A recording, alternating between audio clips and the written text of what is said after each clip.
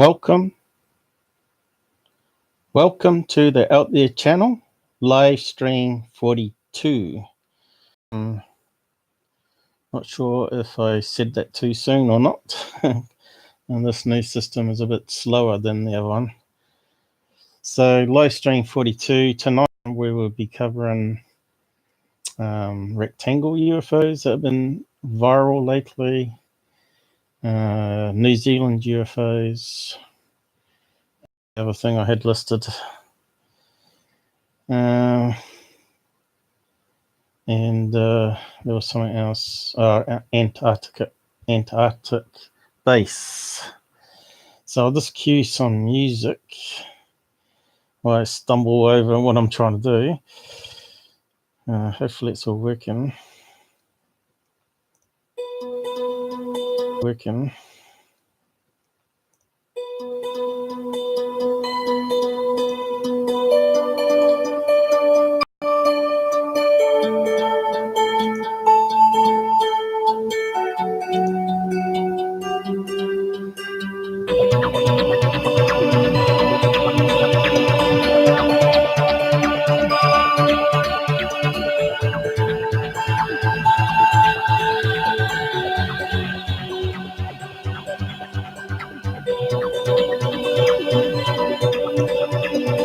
I was trying to start it earlier tonight, but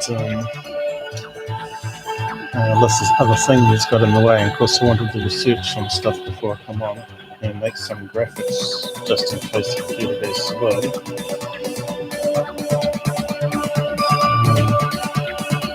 Hopefully the sound's working. It's hard to know if it works because you can't really hear yourself back. I really need a second helper.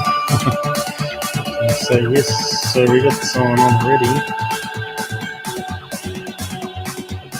Yeah, it might peak a bit louder while I'm speaking. It sort of mutes it as I talk, and then it brings it back in.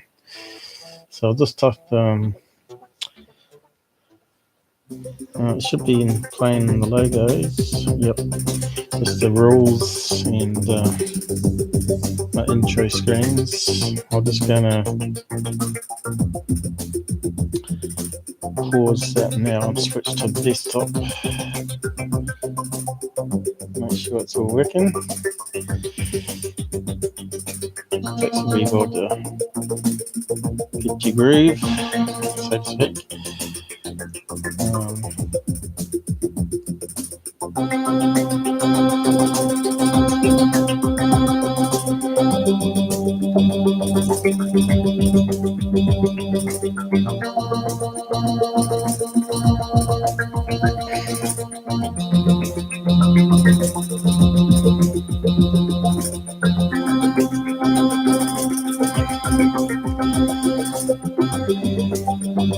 I'll just kill the music. Yeah, is it still working?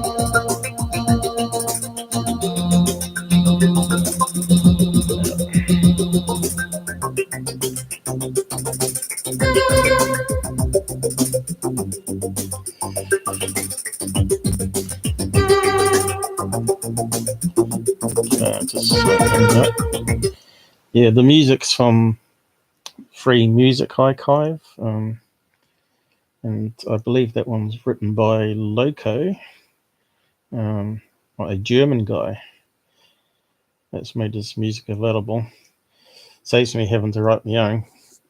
Plus my synthesizer's packed up in the loft, so and I haven't played around with it for a long time now. I used to have it set up to my desktop computer and used to be able to make my own music. But apparently there's not enough room in this house to have it unpacked. So it's up in the loft, so that's that. So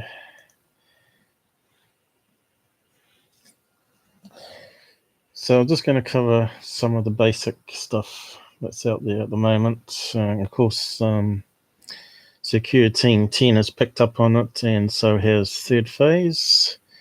So I'll start with Third Phase video. Where's their site here?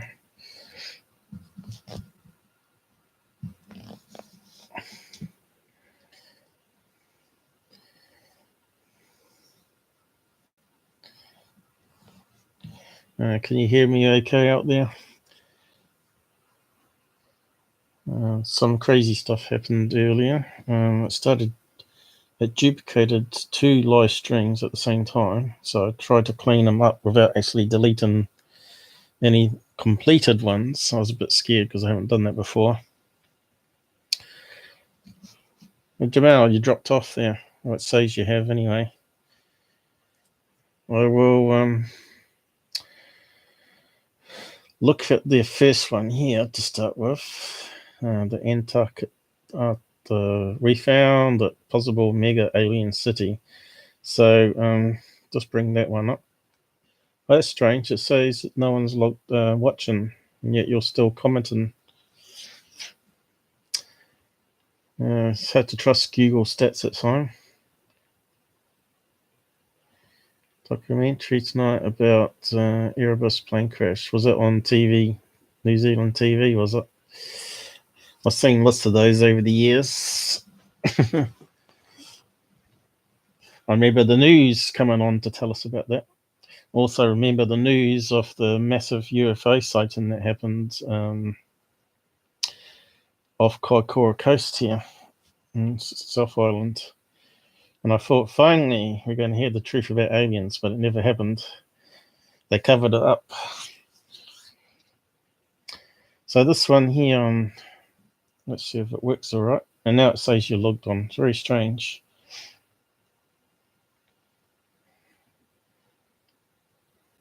So, yeah. So they go on to this coordinate. Although it has been debunked already, they haven't changed the title, as you can see. And they almost got 73,000 views, which is quite a good sum of cash. So that's $1 per 1,000 for ad money. Depending if you've got ad blocker, you can see I've got ad blocker, so they don't pop up. So that means they could have got $40 odd for that one, depending on how many ads they put on it. So if they got 3 ads on it or 4 ads on it, you can multiply it $40 by 3 or 4. So they would have got bucks from it, maybe. So it sort of gives you an idea. If you half the views for ad blocker, generally is the case. That's how much you can work out how much a channel earns from a video if they've got ads. So yeah, so this is the base that we're going on about here anyway. I'll play some of it so we can criticize it. Make it bigger maybe. Yeah.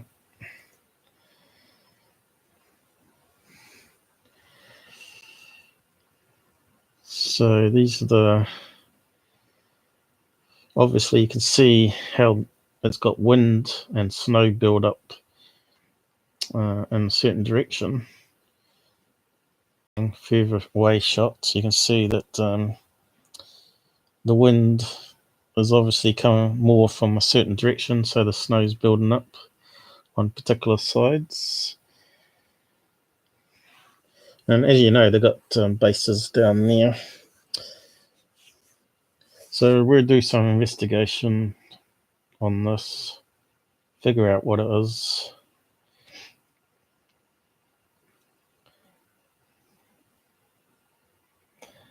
Almost looks like that special aluminium, well, aluminum as the Americans call it, plate where they've got the stamp of the triangle patterns in it.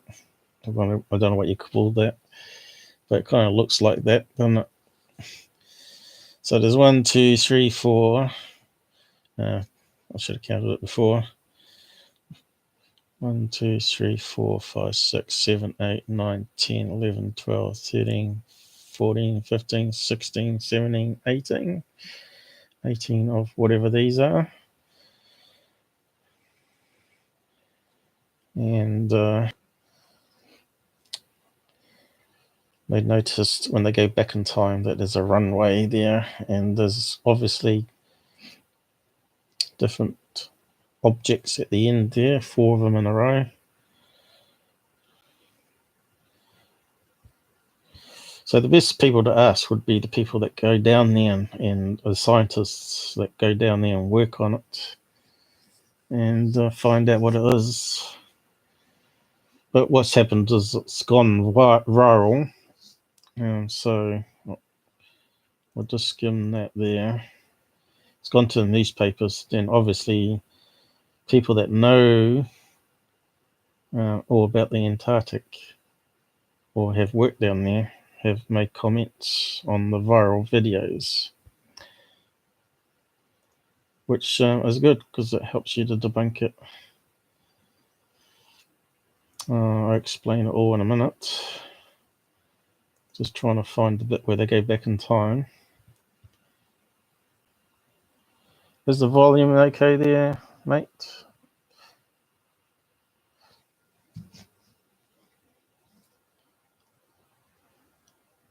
Doesn't seem to be going up and down here very often on this new format they got here for audio indications. It's always sitting on one.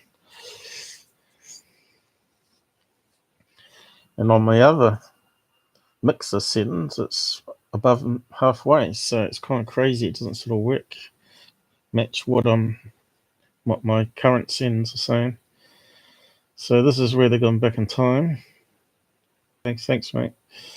Always helps the science things. So this is back in time. Obviously, that looks like some sort of bulldozers, snow machines there. You can see the quality of the satellite photograph is not the best.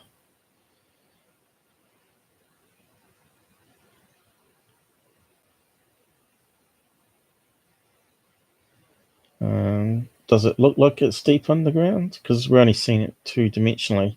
Could that be just shadows? Because they've built like a looks like almost a road here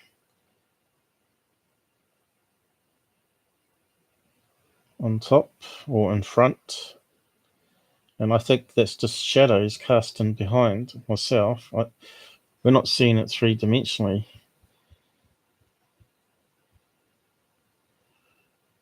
I think it's not that deep. I think it's like a little hill, which makes it stand out more. But anyway, we can find out. If we go down in the video, someone actually has posted a comment. If I can find it, here we go. And it's called Konin Station, is a German summer-only polar research station in the Antarctica. Is it Antarctica or Antarctic? Antarctica. Maybe I got that wrong. Able to accommodate up to 20 people. It is named after the geologist Heinz Kogan, who was for a long time the head of the Alfred Wegener Institute. So he's blabbed a whole lot of blurb here. So he's given us an idea anyway, and I've done some searches, seen how much it got in the newspapers, and already we can see it's Daily Star there, YouTube, and it's gone to other places here, YouTube, another newspaper, another place here, Daily Star again. And if we click on that link there, go view, this shows that these guys don't do any research either. The newspapers are just fake news promoters, basically. And look at the title, the clickbait title for the newspaper. Oh, they got Antarctica. I thought it was Antarctica. Exposed. Google Earth uncovers ancient city emerging from mountain snow. So we already found out in the comment there that someone knows about the place and said it's actually a modern facility and nothing to do with any ancient or even aliens. Just trying to play the video that we're just watching. That's good for third phase, of course. So an extra subset of it all.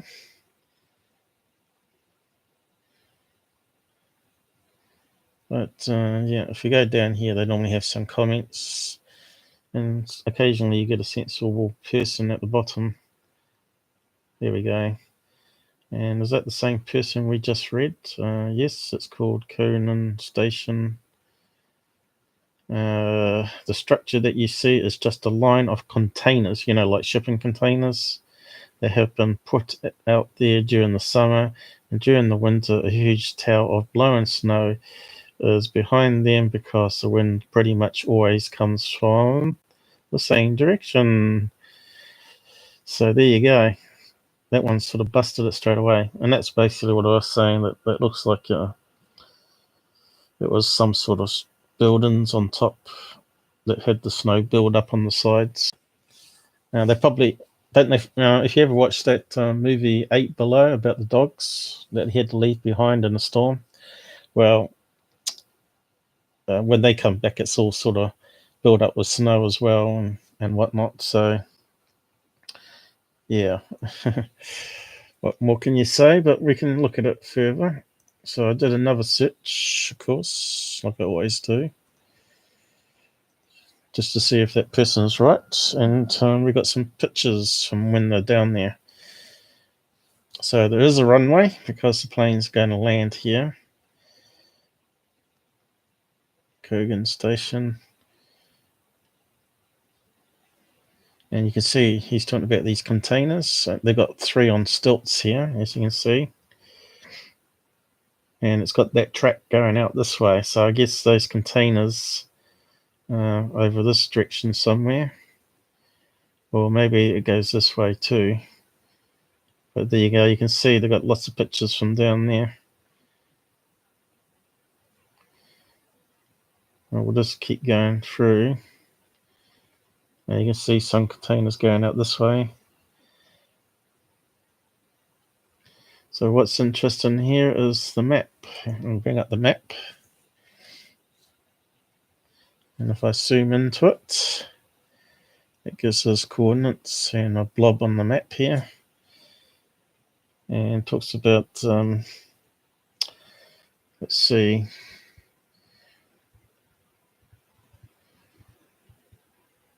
we've got GPS, ice, core, drilling trench. So what we saw also on that thing where they had like a big hole, that was where they're drilling, doing their, they've been drilling down for a while trying to get a super long ice core, and it goes back in time because it collects all the carbon in the atmosphere and whatnot. And then they ship it back to America in a freezer, then start analyzing it. So really we want to compare this map location with the one that Third Phase gave us, and in the coordinates it's here, 75046, so it's about 47, and then it goes 452, and so I've plugged that into the maps, and here it is. Looking at, so that there looks like it's the drilling area where they're doing the core samples. These are just car containers, and I think that might be the buildings on stilts there, maybe.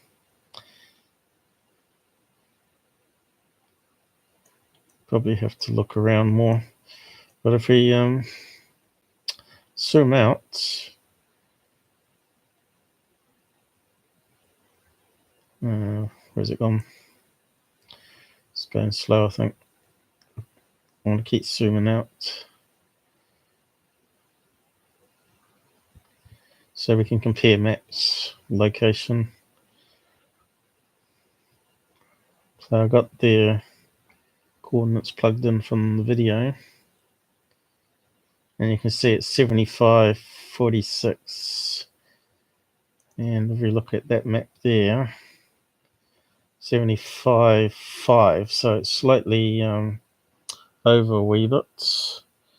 04, I remember, was correct.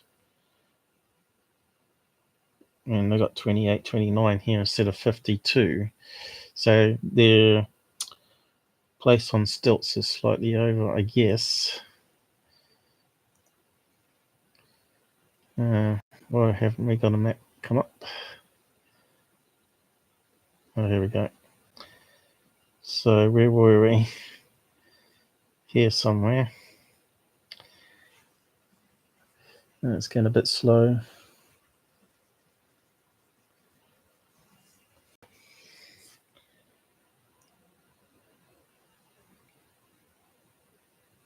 Oh, here it goes. So it was pushed over when I zoomed out. So that's the location there. Which if we compare it to this one here, it looks identical location. So it sort of matches up. So that one's totally bunked.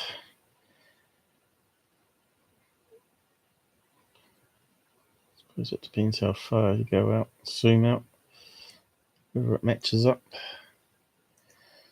So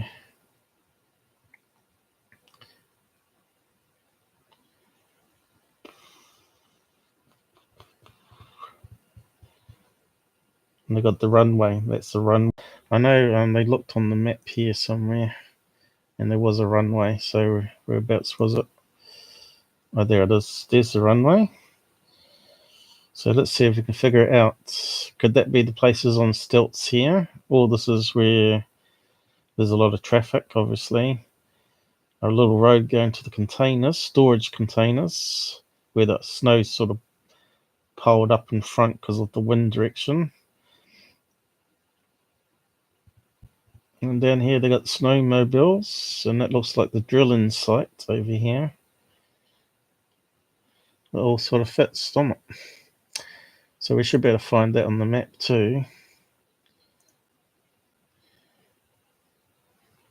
But I think mine's going a bit slow. That's why I preloaded it first, because I know we're going to have this problem. Doesn't like streaming as well as coming back the other way.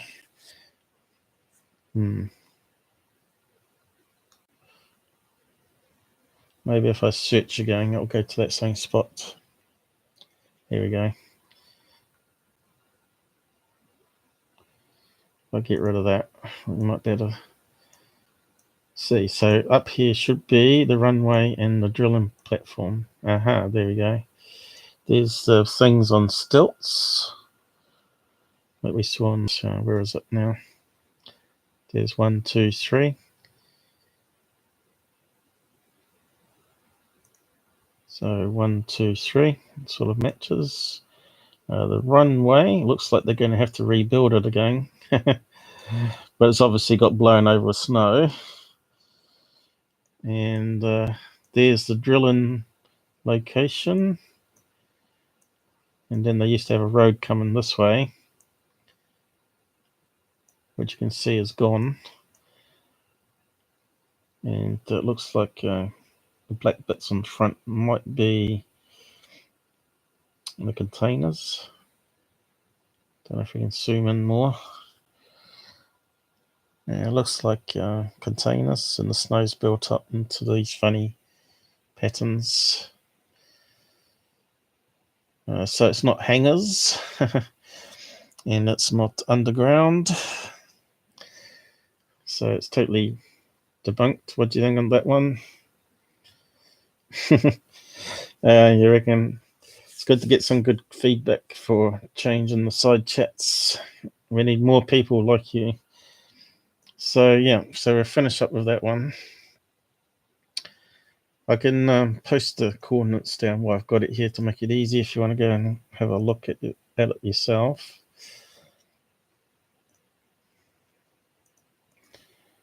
See how it goes. Oh, it's quite long. So you can have a play with that one.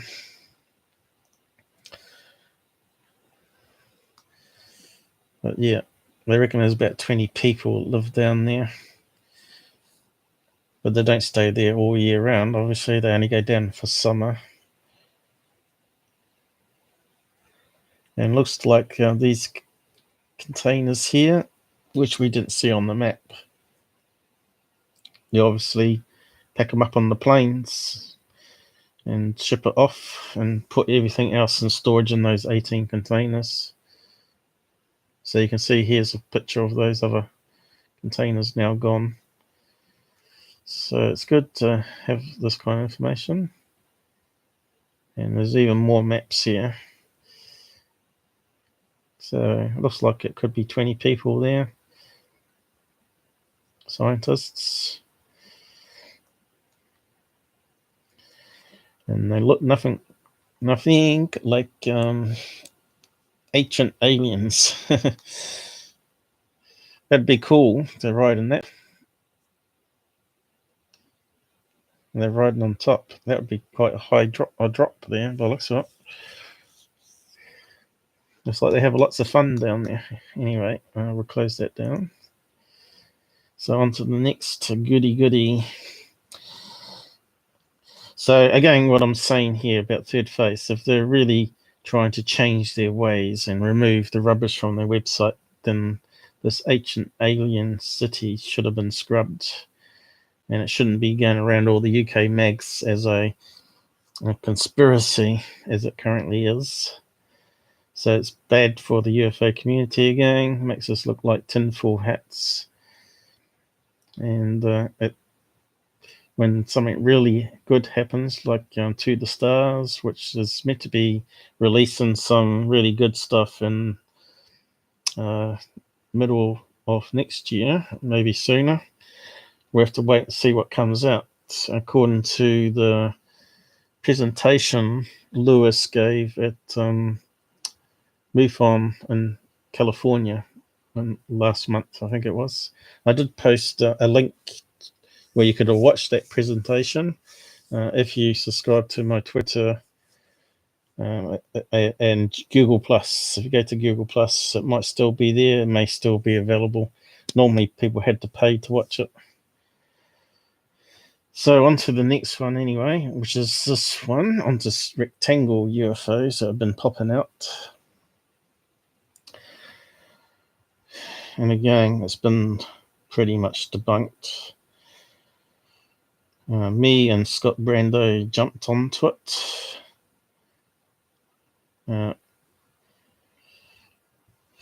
But I only spent 10 minutes on it, and I didn't realise there were more photographs. I thought they were all just a single photograph, and it's been cropped or trimmed. And they're trying to say this is a UFO in the sky, even though it's not a V-shaped craft, or what do you call it, TR3B shaped craft. Again, it's clearly a rectangle shape. And of course, secureteam has also done a video on it. And these guys are saying it's as big as, if you ever listen to the full video, they talk about a ship in the sky.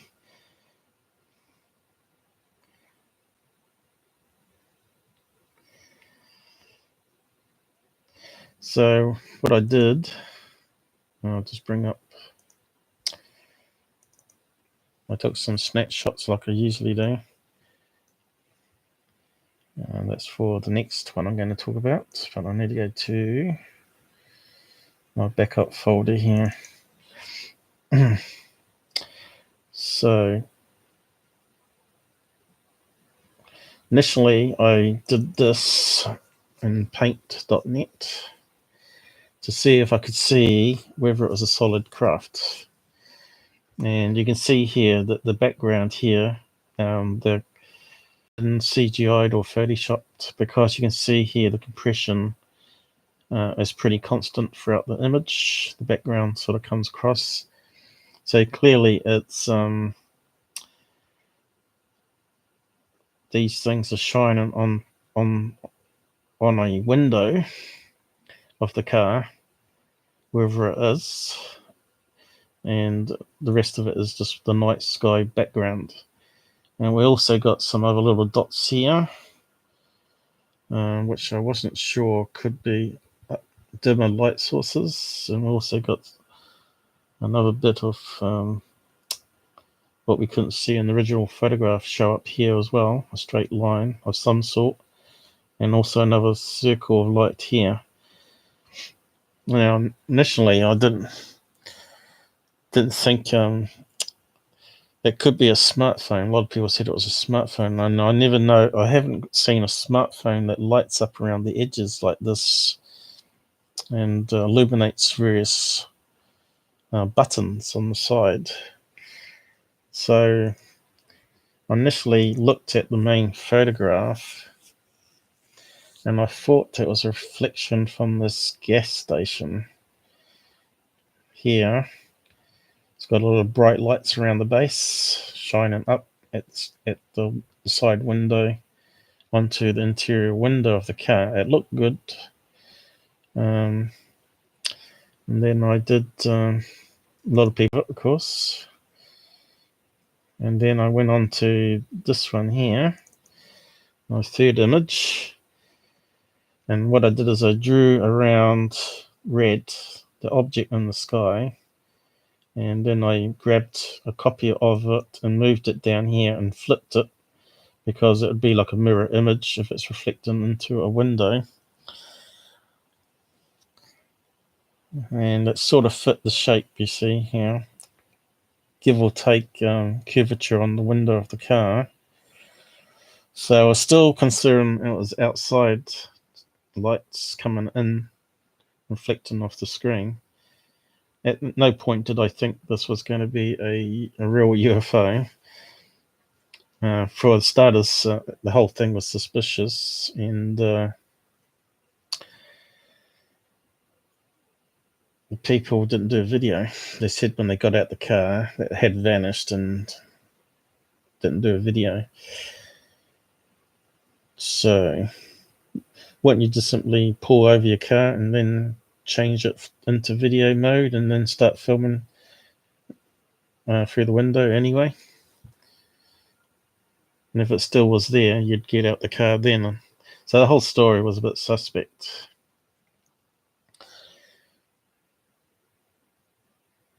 So we found out that it actually had taken 3 photographs, and this station had vanished. So it couldn't be that for the light source, or another building next to it that could be a light source. A competitor. I thought maybe it was a competitor petrol station or gas station, as they call it in America, maybe behind the car as well. It's only sort of like guessing at this stage. Like I said, I only spent 10 minutes on it. And I started searching for phone covers that can make the outside of a phone light up. And hey presto, I come across this one here, which it looked very promising. It seems to light up similar buttons and the ends mostly. And it's got that nice curvature structure on the corners, which fits nicely with that image. So if we go back to, is that the one, the original image? We got those seem to have like a curvature going across here, and that one's less curvature because of the angle. So what do you think on that one? You think it might be that smartphone case? I've got another image here of the white one, which matches it even better, I reckon. There's the buttons, and it's not so bright going along this way, which sort of matches that, and then it gets bright going around the corner here. It's real bright on the ends here, see? And all you have to do is cover that side of it there, and it sort of matches up.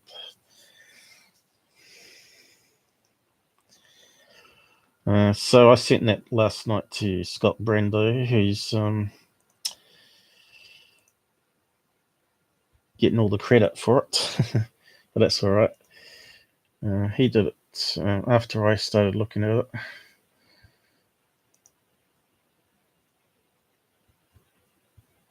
But because he said it was a smartphone from the beginning, he said it was a smartphone turned upside down, and I didn't think it was because I thought it was only one photograph, and petrol stations sort of lined up better than, because smartphones don't have lit edges, like that. I've not seen any smartphone that sort of has buttons that light up. It could be a new modern one out there that I don't know about, but that case to me seems to fit it. So if you go to UFO Interest, he's got a big segment on it. And of course, I was debating with him what it could be. So people were saying, ha, you got it wrong, not a gas station. But that's okay. It certainly was a hoax anyway, and apparently the guy has blocked him now. So is it going to come up? What's this one? It's got a missing image here. So yeah, Scott's sort of got recognition here. I think it's still loading. Why's the net so slow? So meantime, while we're waiting, yeah, it's definitely a reflection. Is it going to open? No. A bit strange. Something's locking it up there. Now let's zoom this one.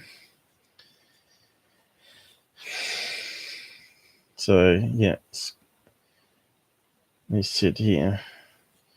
However, skeptical observers online have put forward a compelling argument that UFO actually had a more terrestrial explanation.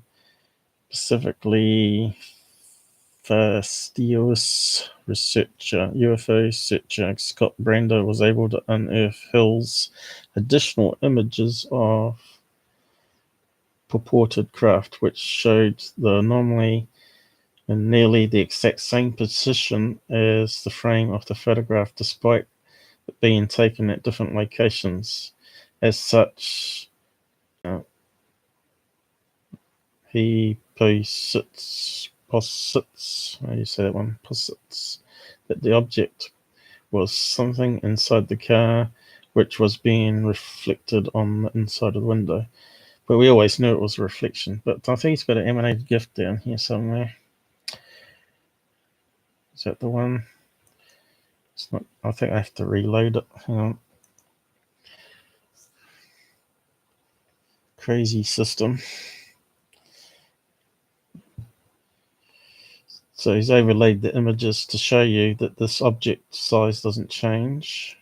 Okay, it's coming up properly now. So I'll just play that emanated gift.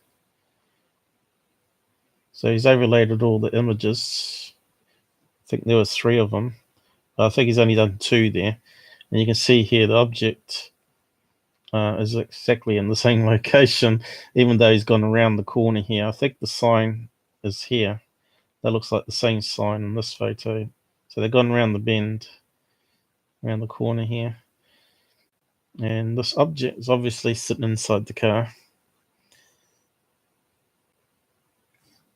So it's instantly debunked by Scott by doing that.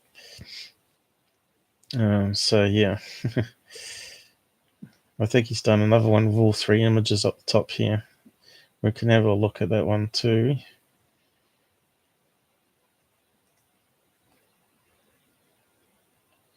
That one's not going to play. Yes, it is. Is that 3 images? You can see that it hardly changes. But we can see here, looks like the outside ledge of that phone that we think is light. We can see it lit up here. So maybe it's moved slightly in the turning of the car.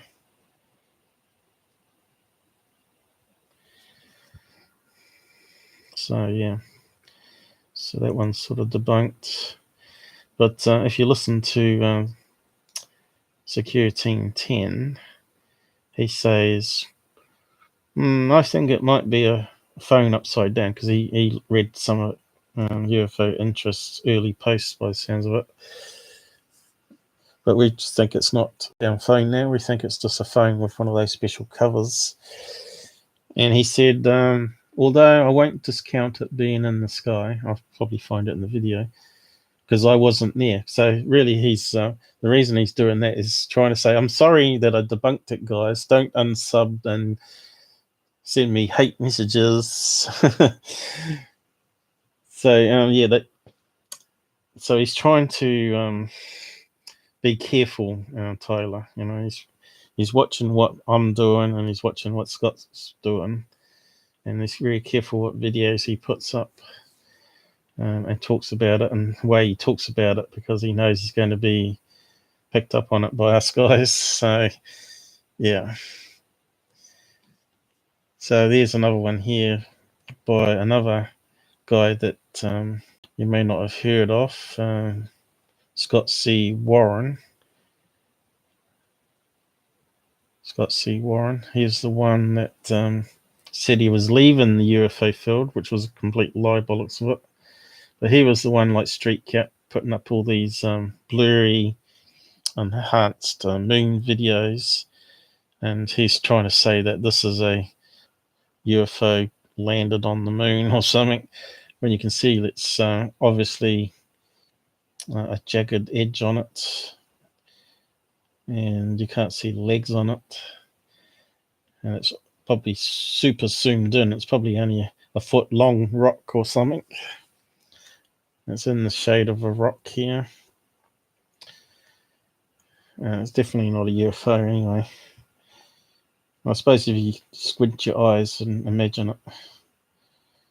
So that was only in August this year. So that's another waste of space. But that guy makes a lot of money from it too.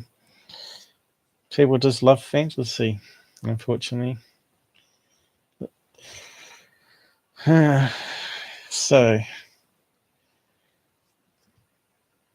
we'll just move on to the next video.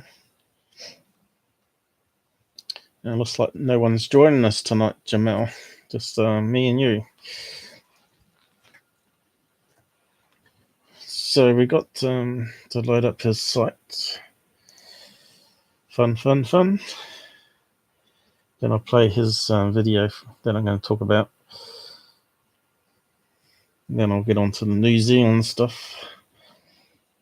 So we talked about the Bermuda Triangle in this silly video he put up here, but this one here we want to discuss.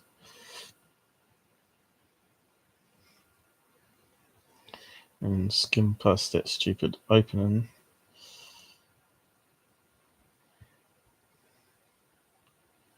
So he's talking about planes on the runway getting shaken or pushed down or something.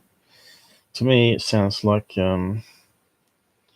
still like a wind gust. You know, you get those little air pockets and what do you call it? What do you call those? Like dust devils. You know, little tiny whirlwinds that happen. Can easily go across the runway and hit a plane. So yeah.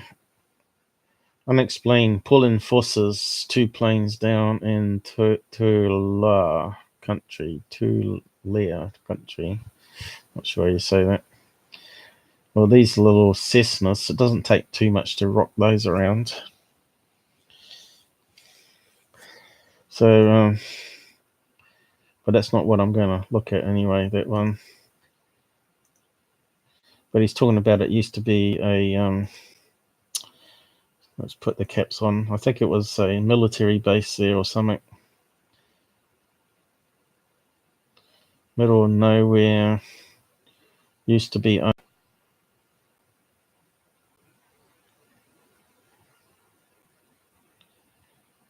by the military, was it? Didn't quite catch it. When speeds change, you have pressure changes, cause a plane to go into a spin or dive. This happened while the plane was still sitting on the ground. when suddenly tugged or pulled, as they're calling it. Yeah, and the report by something unknown.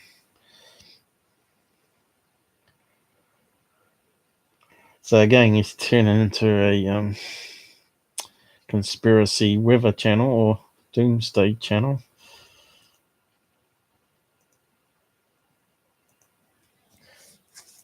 So what's this one coming up now?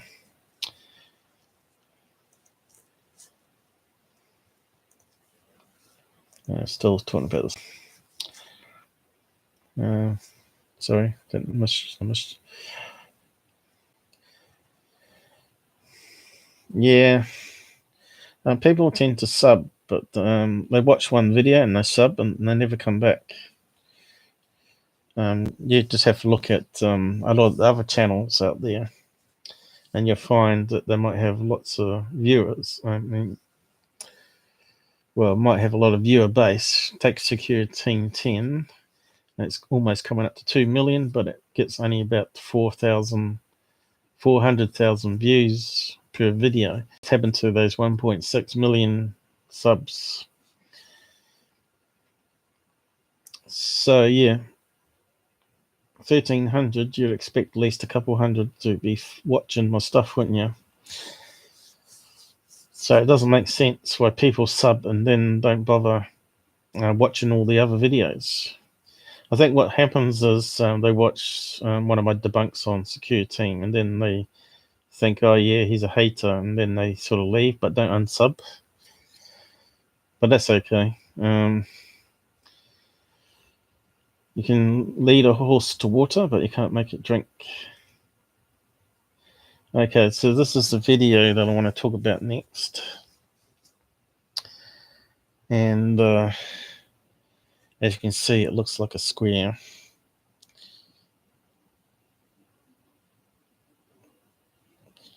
So I'll just play it from there and probably zoom in.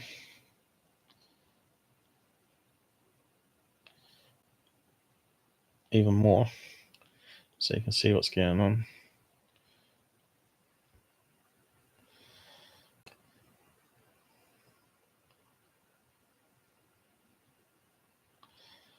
Now he's saying that the radio was playing. Unfortunately, we haven't got. So here's the object moving through the sky, and he makes a point of saying later on that it's not a banner plane, because that's what I thought as soon as I saw it. Square UFOs. So it sort of faded out there, but that's because it's turning. So if it's a sheet of like material, as it's turning around to fly around, see it ends.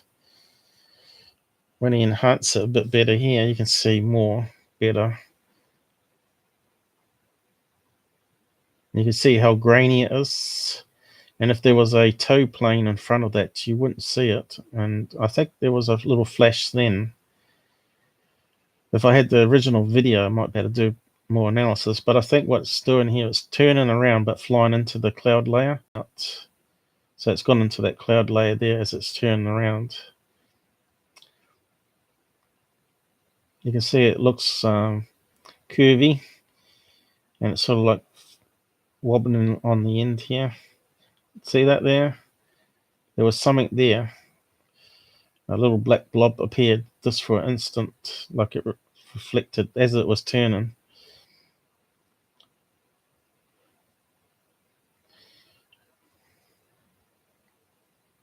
And he says it's not a banner plane. So straight away he's using what I call subliminal programming. Tells people what it actually is, but in a way to put them off analysing it too much. So it has that mystery UFO. But there is a time there where you see something flash just for a split second as it's turning. There it was there. So I think it's a plane way in front. And I'll show you. And then as it's turning, and they stop filming. So we don't see if it comes back out, of course. And here's that one we were just talking about too, where it's going. You can see here at the end that he tells them pretty much he's sorry for debunking it.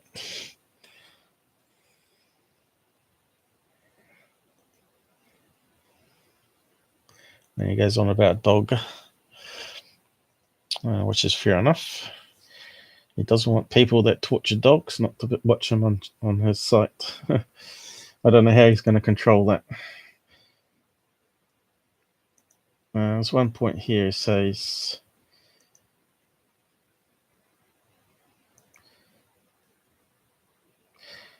very well could have been something, but that was just, here he's saying, my opinion at first glance. And I again would think that it's something this large, much more video photographs. So again, you guys tell me what you think. Assistance or secret test craft. So he's playing the conspiracy card. He's saying he thinks it's a smartphone reflection. But back onto that new video. No doubt you're going to watch the video fully anyway, and you can hear what he says. I'll post it down on the side.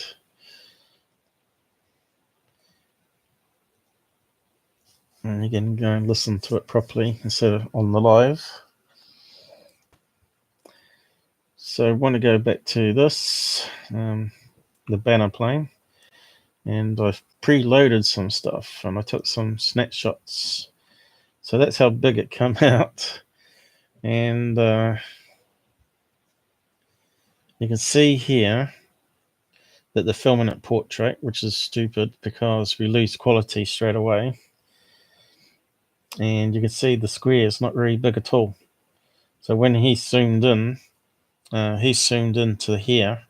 So we're losing quite a lot of what's going around the edges here. But like I said, I think you can see the plane turning because it flashes some light back at the camera. And if you look what I've done here, I found a banner plane and sort of scaled it to the same size, and possibly it's the same type of banner. And you can see the plane's only going to be probably a few pixels in size. See here? And this is very fuzzy. This is HD. This is spud cam.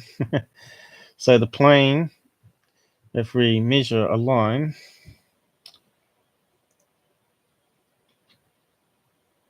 I'll do it in a new layer. So this is what you do for measurement. So if we go from there, I was going to use a straight line, not that. Hang on.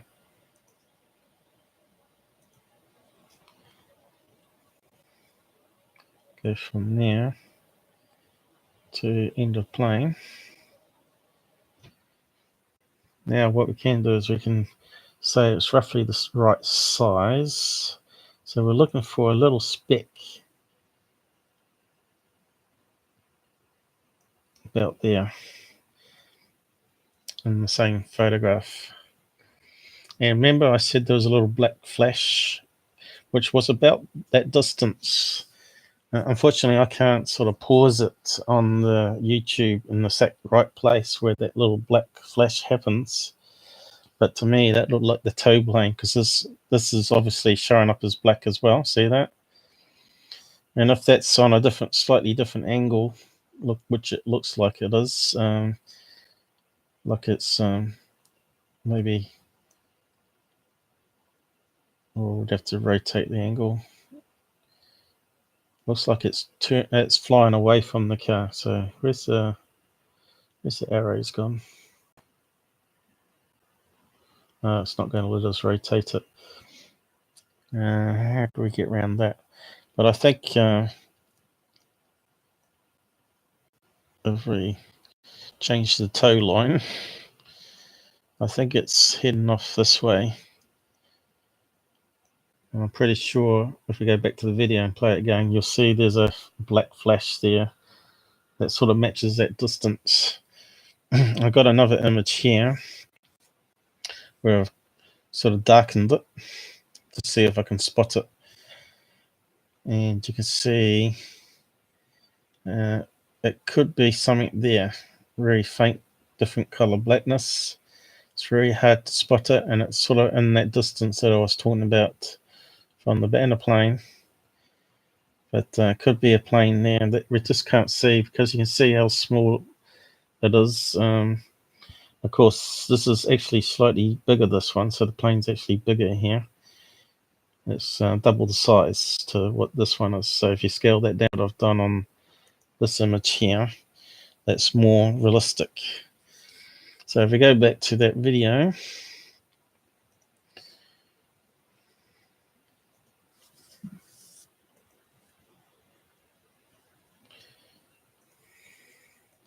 let's see if we can spot that little flash I'm talking about. I don't know if I can stop it in the right place. So it's got to be up here somewhere. There it is. So it's turning away and heading off that way, which it looks like the banner is reducing in size as it's sort of turning against the wind. So unfortunately, I'm not going to be able to get that little flash. There it is there, maybe. There's the plane there. See that? 4 dots. That's it there. I don't know if we can take a snapshot of that one. We'll give it a try. So it was a banner plane. I'm not sure what the location was. Indiana, around 1 p.m.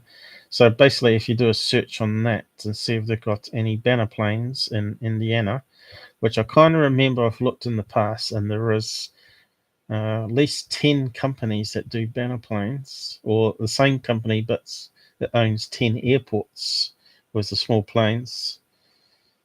What's happened to the side chat? It's all gone crazy.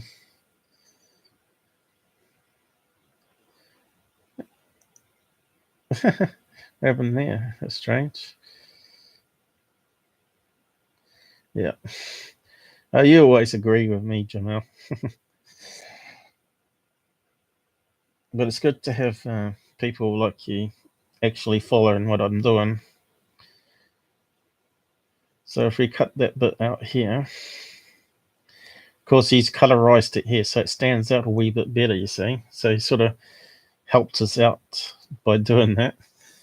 So let's save that and then open it and see if we can do any see any shape. But you can see it's low quality, so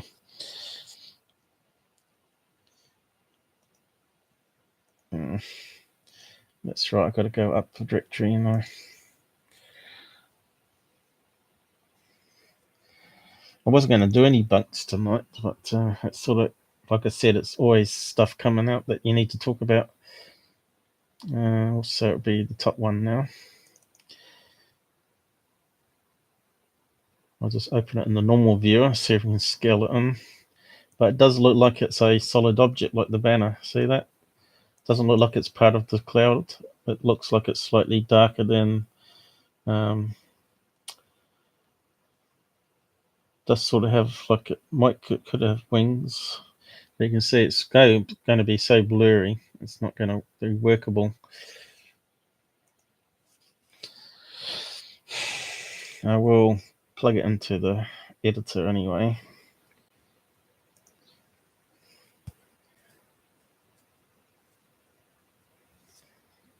And scale it up using the algorithm, which is the best.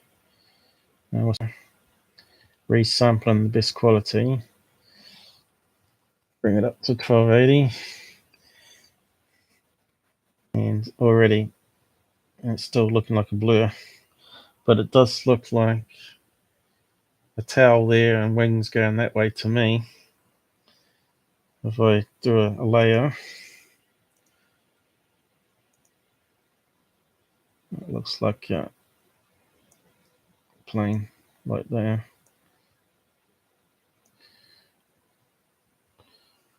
It sort of max works out here because there's the tow line.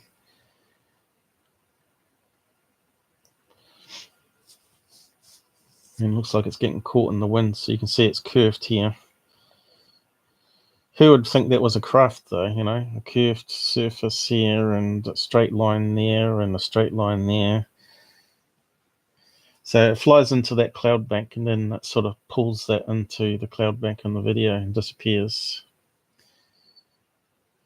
But I think you get the idea anyway.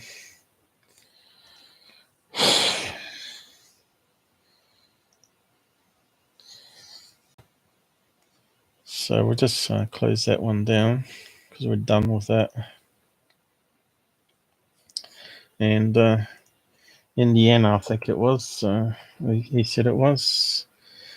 Basically, the way you can confirm it is you could phone up the banner companies and say, did you have any planes that up at 1 p.m.? Of course, 1 p.m. would be lunchtime. It would make sense that they would have banner planes up.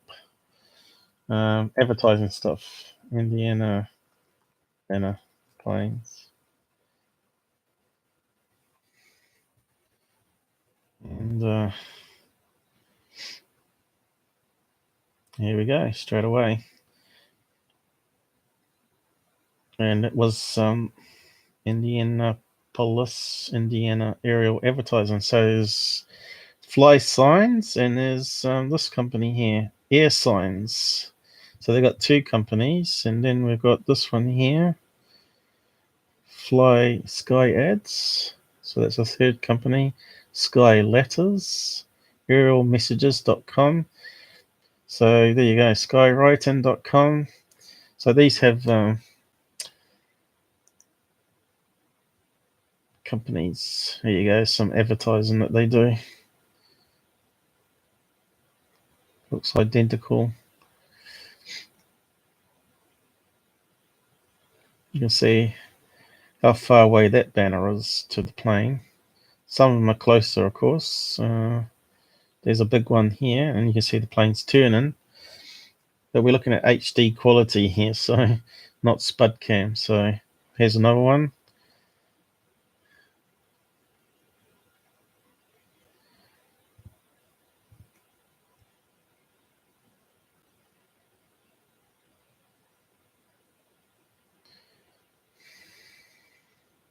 Look at that one there. That's far away from the banner. That's even longer distance than the other one we were looking at. So if you scaled that down to that little square, that plane would only be a couple of pixels big on the screen.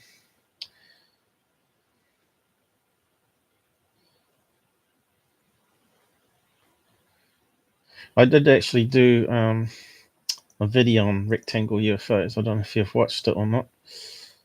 Sorry. You do great work on this channel. I'm surprised more people ain't tuning in. Mate, they hate me debunking. That's basically it. They don't want to know the truth. They want to believe that's a square UFO. Doesn't make any sense to me either.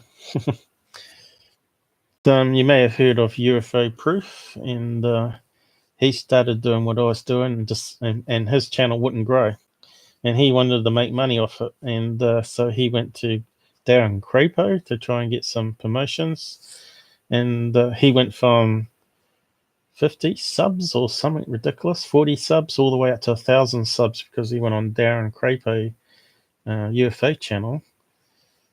And he still wasn't growing very fast, and now he switched sides, and now he's saying that Third Phase have changed their ways. So, well, we just debunked more of their stuff, and they're saying that secureteam gave him $600 because he's a good, even though he used to debunk them.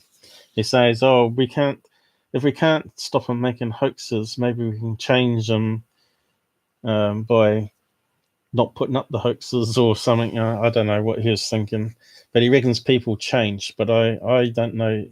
Scammers ever change? Do those Dayton scammers ever stop doing data scammers if they make $1 billion a year defrauding lonely hearts people worldwide? I don't think they would, because it's good money, and they know the police won't come after them. You know, you get this these groups, anti-pirating groups, because they're all working for Hollywood, and they're clamping down on peer-to-peer and all this, but they don't seem to care about everyone being ripped off by dating scams. FBI, no, they're sort of bought out by Hollywood, same as mainstream media is. It's all crazy. So yeah, I forgot what's going to look up next. Oh yeah, my channel, UFOs. Have a watch that one. I actually show a lot more examples of banner planes. Yep, no one else joined us tonight, Jamal. Anyway, I must have really upset people lately. I'm like the Donald Trump of UFO field. And I speak my mind, tell the truth, and no one likes it. So they go on their way. I'm going to have to change the thumb for this one to something else tonight. But I left that one on the original change. The truth. I don't know if you ever read what I wrote there.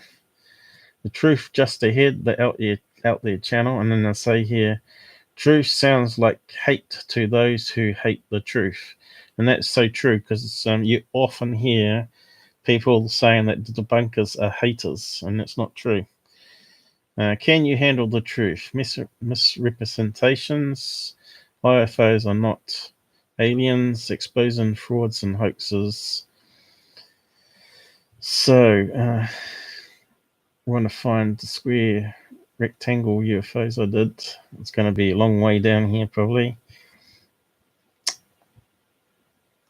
And it's worth a watch off. As you can see, I do a lot of debunks on various channels, including secureteam. And I did Street Cat one, which people didn't like because they think the guy was legit. And he was far from legit. None of his videos were real aliens or alien bases or UFOs. It was all lens flare and pixel UFOs. But I did that video a year ago when he was alive. I'm not going to bring it down because his channel's still going, I think. Square UFOs, where was it? Probably gone past it.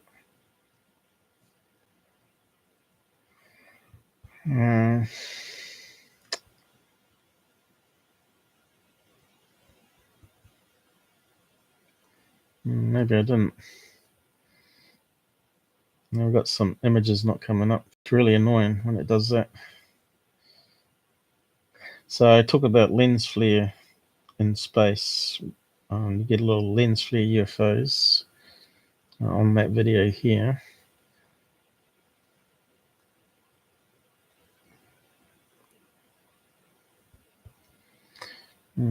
Let's scroll down a bit more.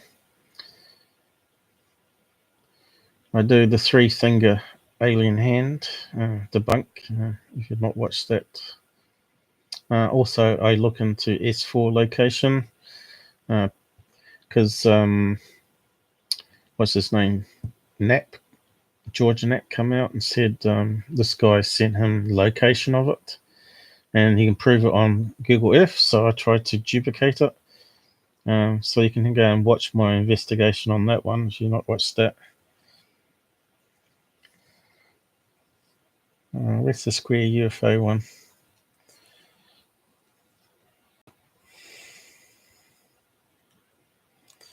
Looks like it hasn't loaded half the videos again. Something screwy going on with this browser. I think this is where you have to do the search again. I think I called them rectangles anyway, because they're not always square.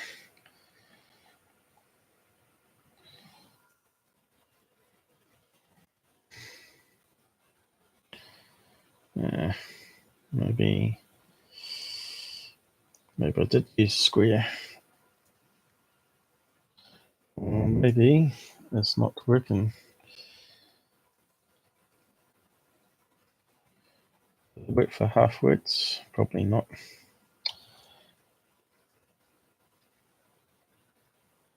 Nope, square clouds.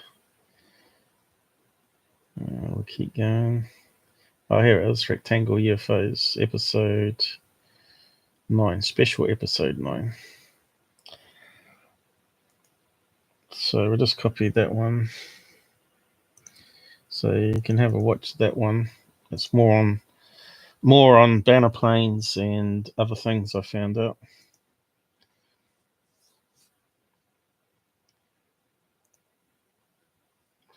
I'll just say more on squares, rectangle, UFOs above. There we go.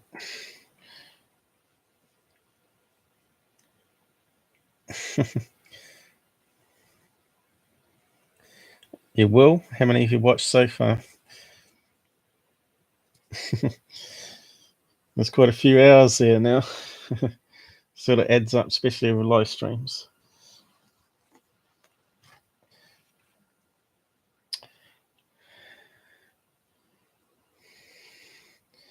So I need probably 1,000 people like yourself watching all my stuff, and then I'll get ads back.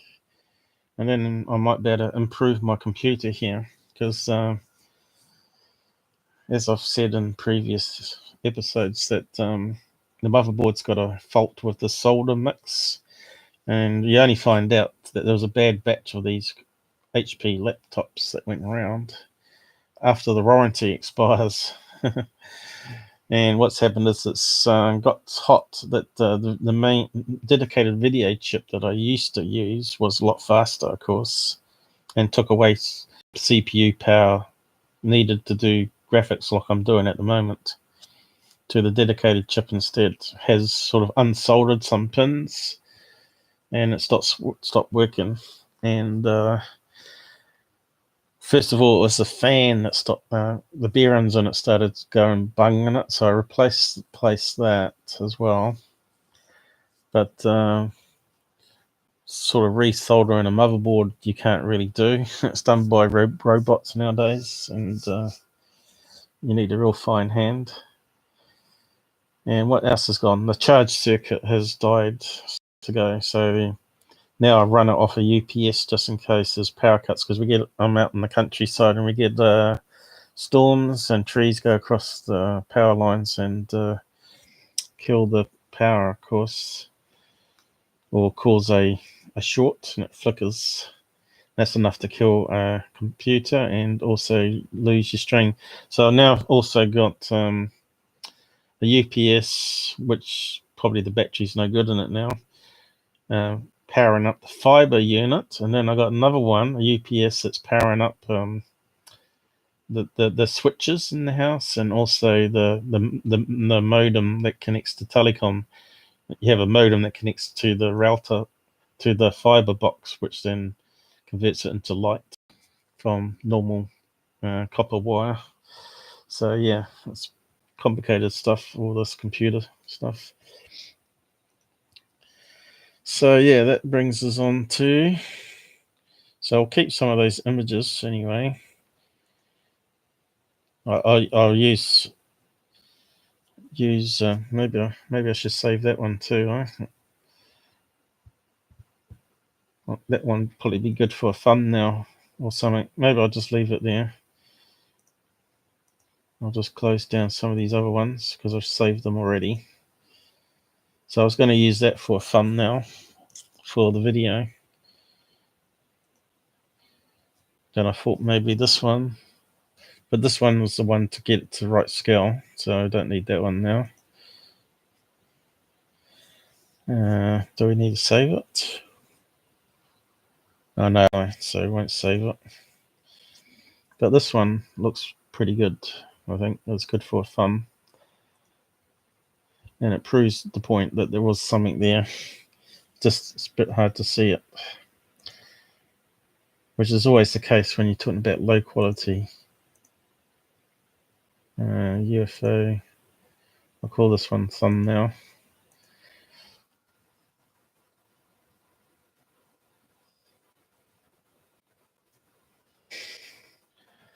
Live stream 42. But really, I should add some graphics to it.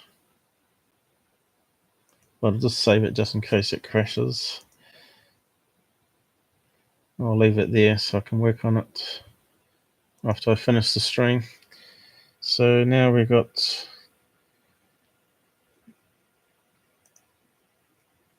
delete those ones there. We've got the 3 files that I saved. And I'll just back those up to my growing live bits folder. It's always best to keep things backed up just in case you want to go back to it as a reference.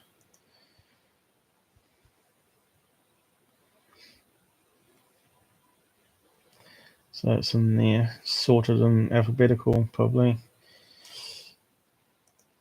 So you may have noticed I've got a folder here called New Zealand Release UFO Files, PDFs complete. I think I may have found it on a torrent site, and they're free to own. They're not illegal or anything. So torrenting is not always a bad thing. It's not always illegal. And I've also got some snapshots from a magazine here where someone's actually worked through some of these. Now, I did 1950s to early 60s, so I did probably the bottom 3 here. Again, that was done. I should have kept my page open, which is a good one to watch as well, which covers the first 3 parts of that PDF anyway. And it got hit by a load of secureteam trolls that downvoted it. About 7 of them, I think. You can see how slow this is. Oh, it's ridiculous, isn't it? Oh, well, I just wonder if Google's actually penalising me at times. I've got most things shut down here, so it doesn't make sense why it's slow. Let's do a refresh.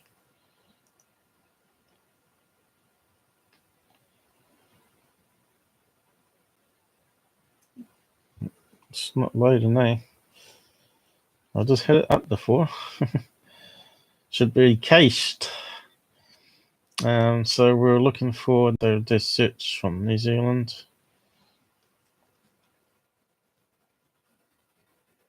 I should just type Zealand in, I suppose.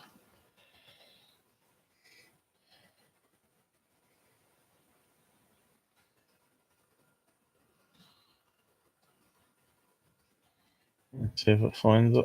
There we go. Got a couple of videos from my mate who rides a high-speed superbike around the country. So I put a couple of his videos up there. So I've got a couple here on New Zealand, but the one I did on the PDF is this one here, called the X-Files 1950s. So I'll just copy that one across. So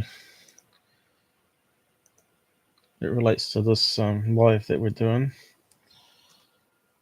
New Zealand UFOs 1950s. You might like my little intro I did there if you have not watched it before. It's got some New Zealand music in it, anthem, but sung by Maoris. And I put some stats up about New Zealand, about the population. So anyone that doesn't know about New Zealand, which is pretty much probably half of America, because they don't know where most of the places are when you go and ask them. I think some of them said New Zealand was actually in England or somewhere. But yeah. And I did this little don't mess with a Kiwi. I don't know if you've seen that one. I got trolled once and had some guy say nasty things about me, so I made up this little animation to say not to be a nana. I'll just copy it across so you can have a watch now if you want. Why I paste some other links in.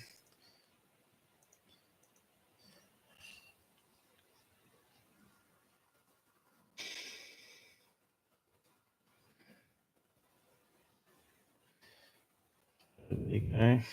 And there was another one here. Now this one here, which was about, I might just play that one before I go on to the new stuff. This was some more recent ones, 2013. They went from the MOD release. They were actually from newspaper releases. UFOs newspaper.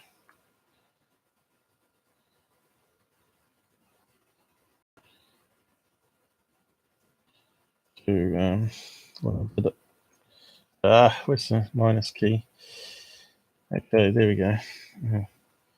I forgot to paste the link. And there's no one to watch. I'll just play some of it now, actually. Also, I filmed a contrail that was outside my house, which was an unusual one because it was so low down, which I've never seen them low down. Normally they're high up. So I was a bit suspect of that one. By the time I got home to grab my phone, it had almost disappeared. So, but I thought I'd put it up anyway.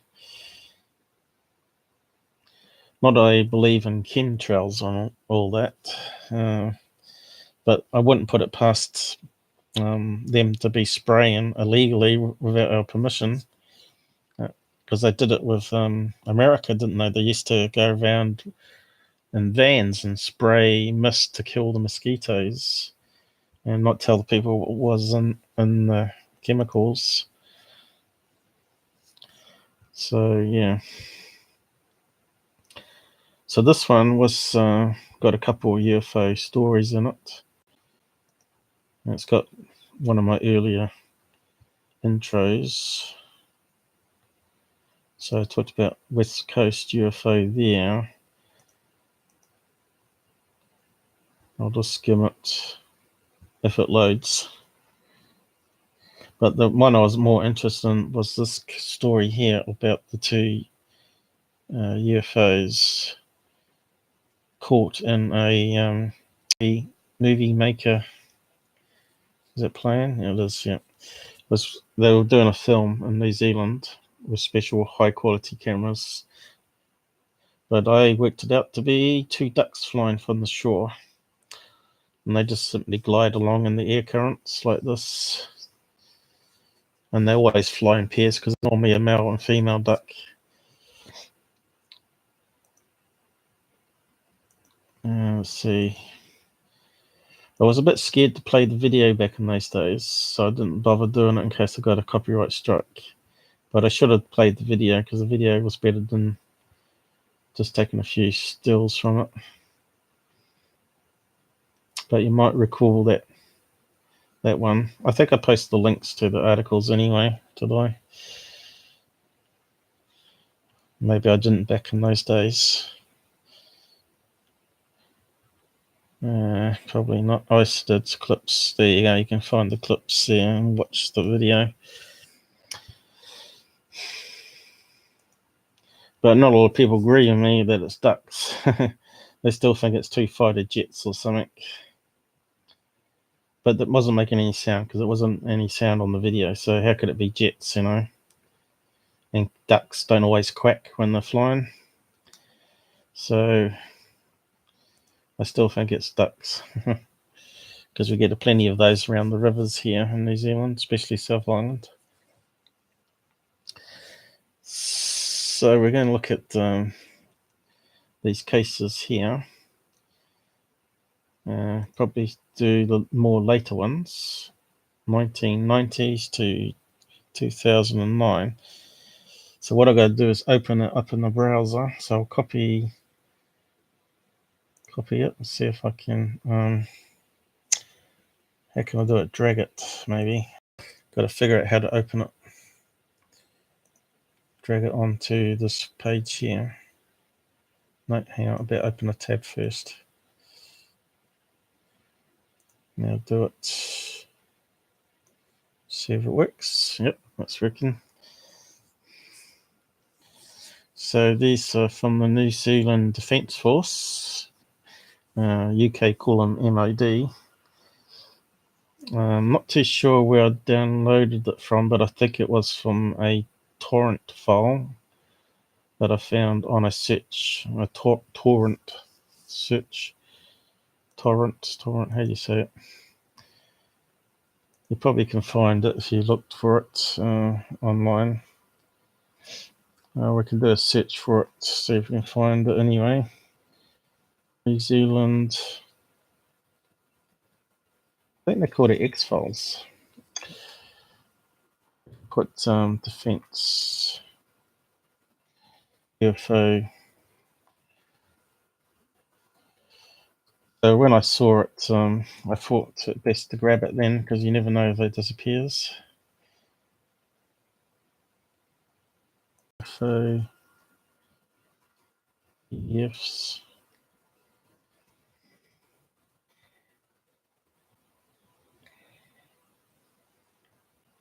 Could be here. New Zealand secret UFOs released. So have they got the download link though? New Zealand MOD prepares to release classified documents. So that was back in 2010. So let's have a look. See if they're still available, and I'll post a link. But if you watch my first one on the 1950s, there's some interesting UFO sightings. Of course, not many of them have photographs.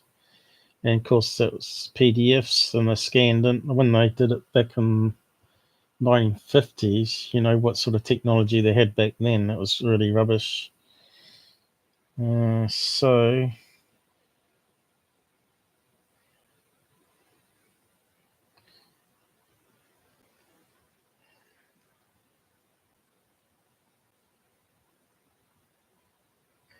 it talks about this woman here, Suzanne Hanson, UFO CUS New Zealand director. So what's that stand for? I'll probably find out. But yes, you see her pretty common mentioned. And I actually have some pages from one of her magazines, which she did a good job of summarizing the PDFs, because when I show you the PDFs, you'll see there's such a chaos, out of order mess, and it's hard to work out where the real information is, because it's mostly like street addresses and names and CCs, and so I'll point that out to you when I work through it. 4,000-foot alien.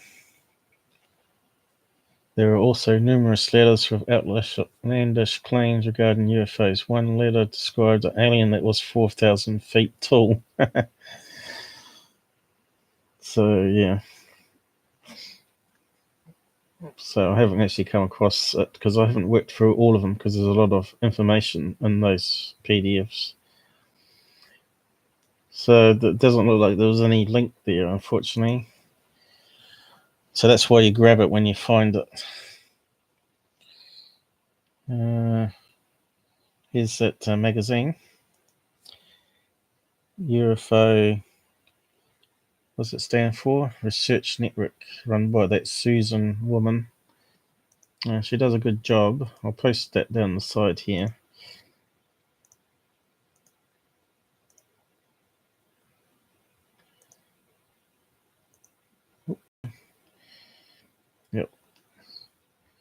So,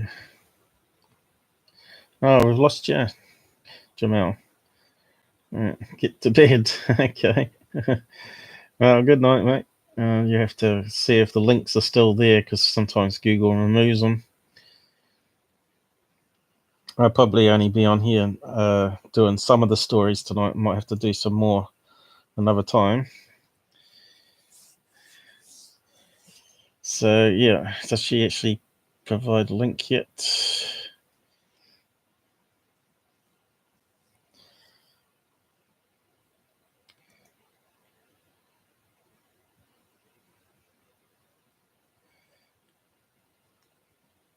Doesn't see one. It's got a link here.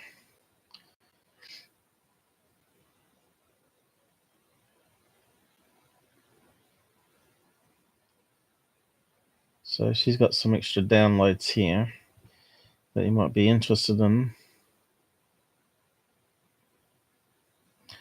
And she's got a link to a 60 minutes video here that they get featured in. So what's UFCUS stand for, though?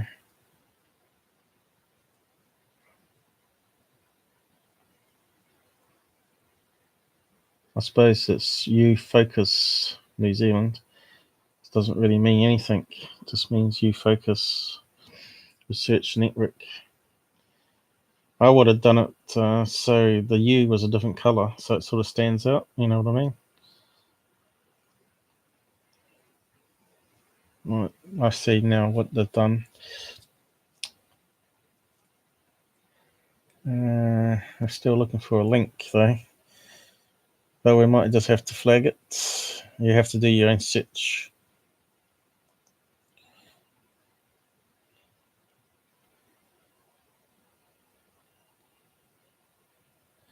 Yeah.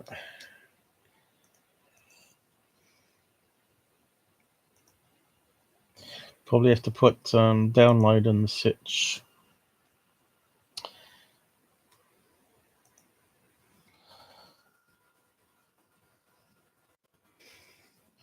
We'll only do a wee bit tonight anyway on this,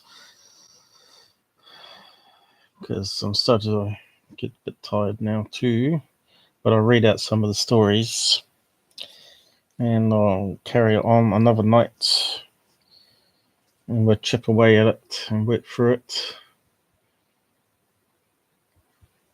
Can't seem to find downloads. That could be it. No.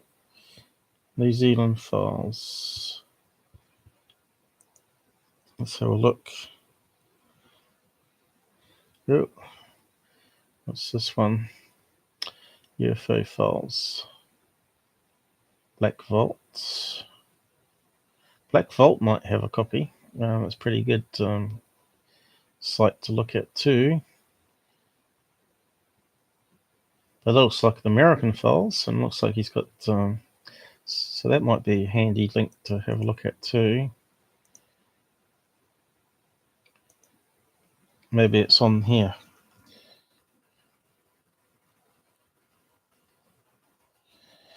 Like I said, there's just so much information out there, and that just never going to stop. You don't need to create fake stuff, because there's plenty of good stuff that you can report on.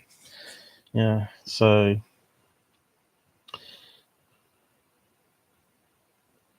you'd have to go through all this here. 1940s Air Force reports. That sounds interesting. Download, PDF only, and torrent download. So maybe I got it from here. FBI UFO files, DOD UFO files. One of the links still work though. Australian files. So it's got to be here, isn't it? New Zealand files, direct download. So I'll click on that link there, see where it takes us. So we could probably spend just a few years just going through all these documents alone on live streams, working through them. Declassified New Zealand UFO documents. No reviews. That sounds like it could be that one. Public domain.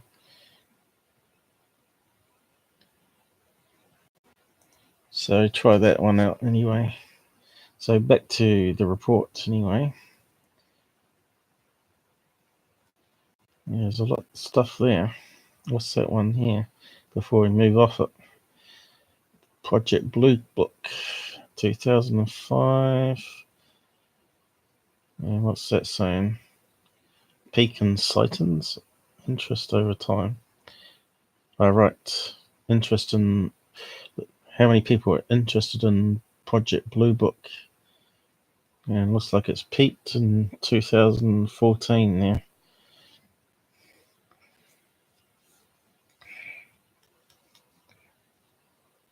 I might just bookmark that because that could be handy.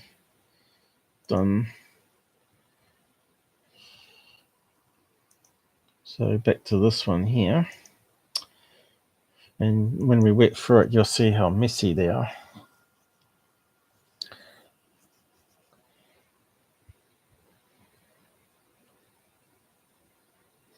And it's got a lot of disclaimers on front here. But you can see here they scan in these photocopies. And you can see it's all out of different order. You see here? File contains various reports. So it's sort of all jumbled up together. Public of UFO. So you can't even read it.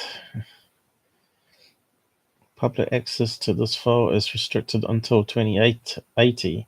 But the only reason they decided to release it was probably because Britain did theirs and Australia released theirs. So New Zealand followed suit.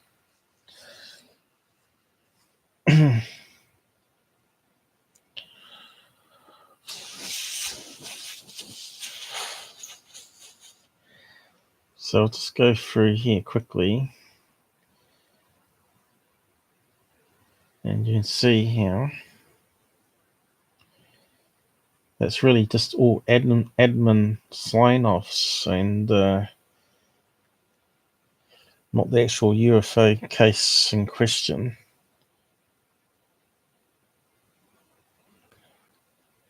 Can you please copy off this email, blah, blah, blah. Attached note to inside coffee. Classify files, unidentified objects, including CO1 on the Kaikoura lights sightings, UFO sightings.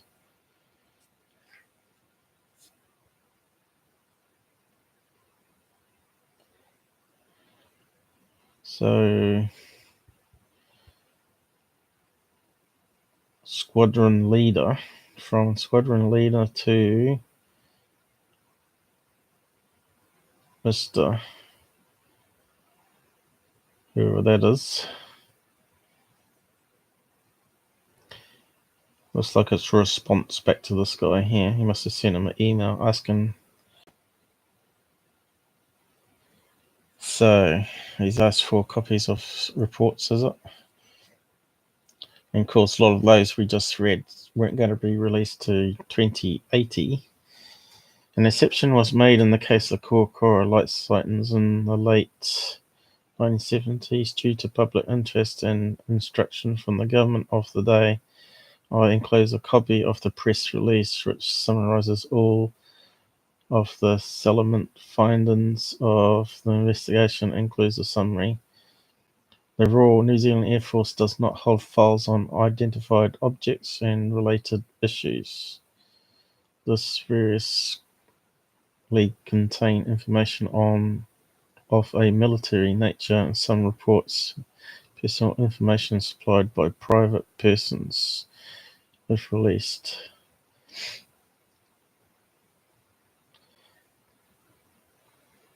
Information on these files will remain on our privacy marked and classified list. If you are dissatisfied with the content of the response, you have the right to, it's got a hole punch there, investigate and review my decision.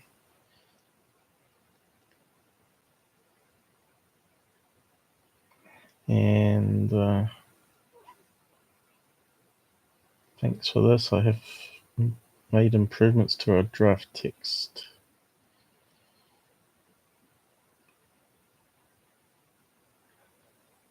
From Mike to squadron leader.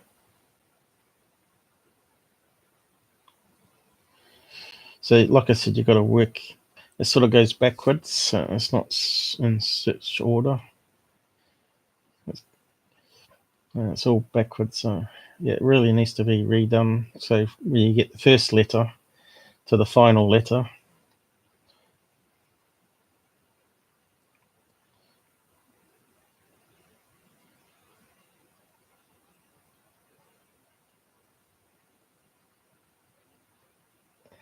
and this is another response to another person.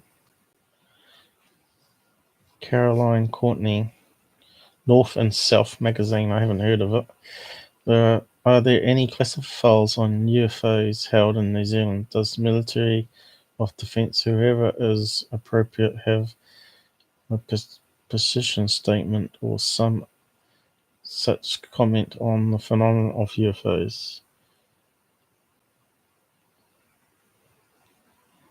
And here we go. We got Susan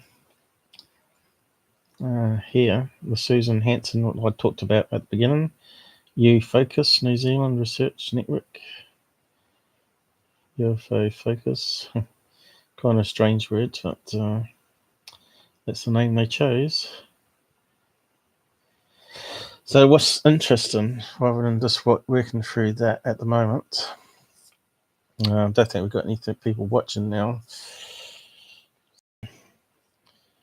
Maybe I should leave it for another time now.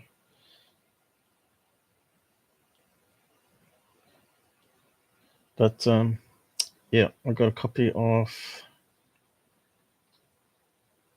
screen snaps of some of her write-ups that she got as a response to that. And I think it's from also, let's see if I can find the first page. So the first page,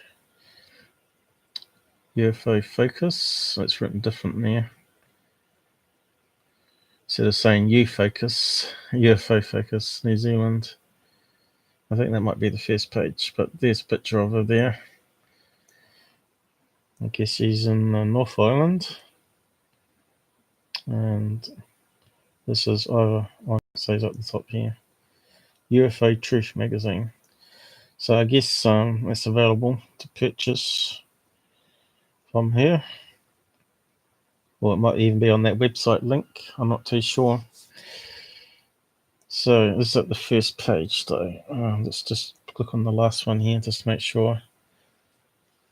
Yeah, so that's the last page. So these are some of the stories that she's managed to pull out from all that gibberish PDFs and made it easy for people.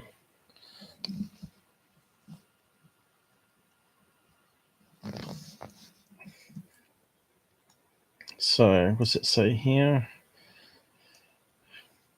Many sightings of craft worldwide have been associated with reports of vast areas of the sky or land illuminated by the craft. The specific kind of light is often reported by witnesses a daylight mimicking. So it looks like she's pulled out reports to do with craft illuminating stuff. Is that what she's called it here? Illuminated skies, yeah, so stints of light associated with some UFO sightings. Now, we sort of talked about that in past live streams, where I was suggesting that maybe the light, the light that people that are getting abducted have seen, and also people like Fire and Sky, Travis Walton, that reported the beam of light is not like a normal light as we know it. It's using the particles that Tesla was talking about, the opposite charge or rotation to our normal photon, which can illuminate but is not visible to our normal eye, unless it's got the same frequency or the same resonance. But it looks to me like these beams of lights can actually do a lot more. They sort of like can affect gravity and lift up people, and also change the molecule structure and sealant so the person can be lifted through the sealant. So yeah, it's quite an interesting field to do with UFOs. So what reports have we got here? Craft illuminates river and surrounding rural area, 1978. So she's picked out all the ones to do with illumination as PDFs.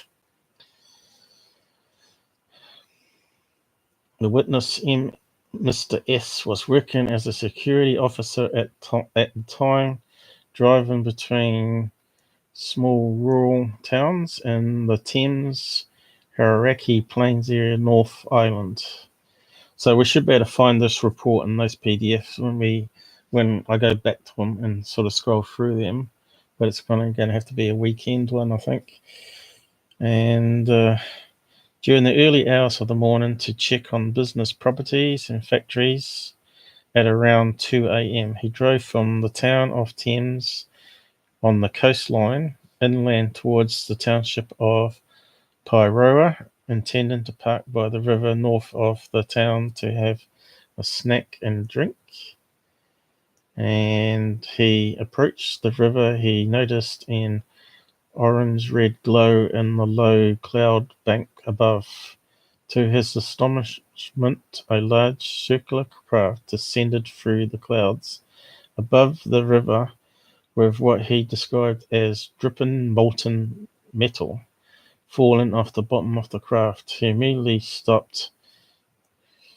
So that molten metal dripping one sounds very much like that Maury Island UFO case, which they've said is a fraud, a fake, because the daughter came out and said that the father and son made it all up, and they were too scared to backtrack because the president and the army sort of took it seriously and wanted to know more. But they never did find any of that molten metal that fell off the UFO into the water. So this one sounds like it's based on the same sort of story, and straight away it makes you wonder if it's a fabricated story here as well. Why would a UFO be dripping molten metal? Doesn't sort of make sense, does it? Unless it's an experimental craft that's using like mercury, because there was talk about the triangle craft, not the triangle ones. Oh yeah, the triangle ones probably do it too, but the Nazi bell, the bell-shaped UFO that was meant to be experimented with in World War II apparently was using mercury spinning around the center part of it. That's caused it to lose weight and cause the vortex to lift it or something. But, I did a story on that a long time ago, a year or so ago, so you can find that episode as well. He immediately stopped, turned his car and headlights off and watched as the craft descended just below the cloud bank. Within seconds, Mr. S was shocked to find himself sitting in the car as if in the brightest daylight, when the craft's vast horizontal sheet of white light that illuminated the inside of the clouds and shone downwards on the surrounding rural area for an estimated 1.5 kilometers. He could see every tree, farm, animal, fence, and shed in the vicinity. After a few seconds, the light retracted and disappeared instantly, plunging him into darkness with the vast light sequence then repeated 2 more times. Mr. S observed with a miniature of awe and trepidation. The craft descended low above the river, where it becomes stationary some 200 to 300 meters away from him, before slowly following the course of the river south. They're out of view after a few minutes of recovery. Mr. S left his car and searched the riverbanks with his powerful security torch, expecting to find clumps of molten metal. So it looks like he's not going to find it. However, there was nothing of the like to be seen. Other witnesses and worldwide have reported this molten metal phenomenon, but just what it is, we do not know. Maybe it's not metal. Maybe it's some sort of alien pee doing a dump of their what do you call it, sewage tanks on the spaceship.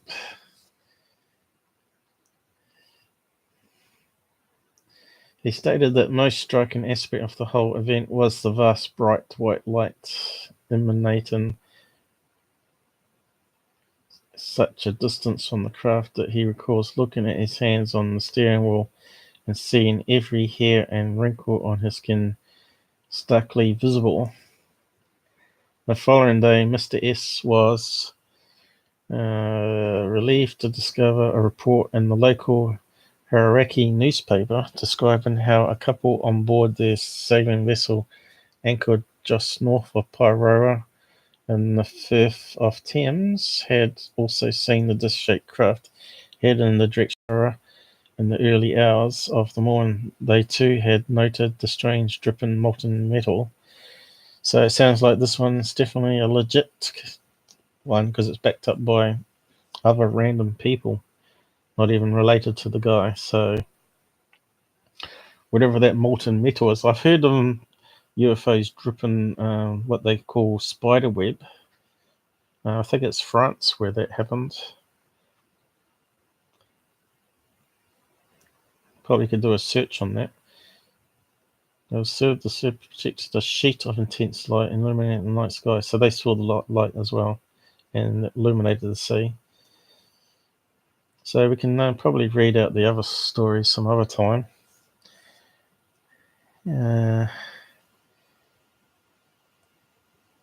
Farmer is the next story. And we got some graphics here.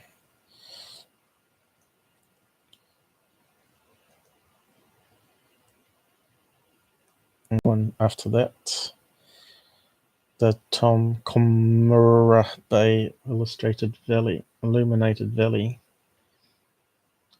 Taikomura. These New Zealand names, the Maori names can really get you. And we got to a place called Cup of Tea, and it sounds like cup of tea. And we got one called Kai Taia, which we say Ka Taia because it sounds very similar to English. So we sort of take a mickey at some of the New Zealand names. And of course, they got the Whakatana, which sounds like swear words.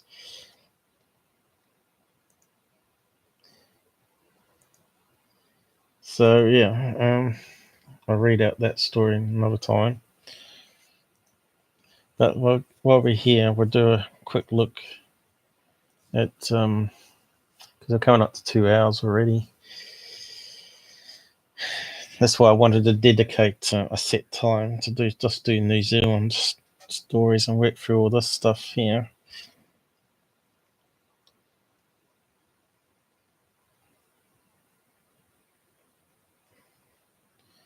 But you can see little sentences and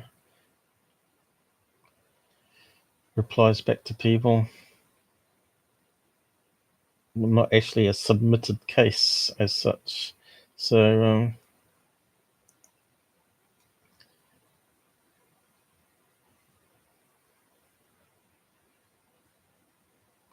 I think I covered that one in my first episode. Oh yeah, about the quantum engine on a UFO that some guy in New Zealand was inventing, and they weren't interested in it. So that's quite an interesting story.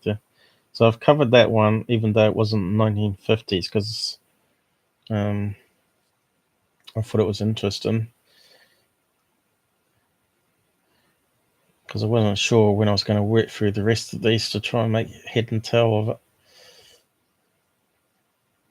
So that looks like a eyewitness account here. Look how they sort of format the sentences: A, B, C, D. Light, steady light, sighted low level, approximately 4 nm, SC, news WB. So what's all that mean? Southeast, 4 something, 4 nautical miles. Southeast, New Zealand, WB. What's that? West something, maybe. New Zealand West.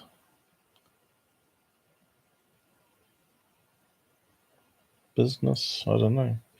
Occasionally bursting into fireworks light display, then returning to steady light, eventually displaying after 1 hour. Clear night. Sounds a very strange UFO case. Almost sounds like it was some sort of military fireworks going on, dropping parachute with a light that sort of exploded various rockets out at certain stages in the burn time. So there are some other reports there, so we'll go through those sometime. There's a big letter here, but looks like it's contrails. Looks like this person sent in this thing on chemical trails, chemtrails, contrails, to the Air Force to read. So yeah, they get people sending them clippings from newspapers and stuff as well that you can see once we scroll through it all.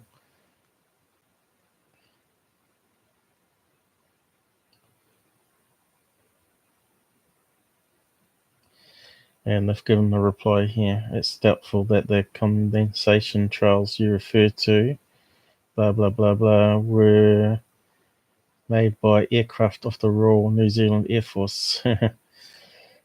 Water vapor trails are sometimes left in the sky by craft as they pass through the cold air found at relatively high altitudes.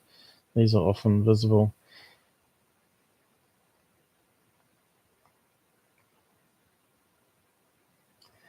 So they're telling them that they're not actually chemicals, but water vapor.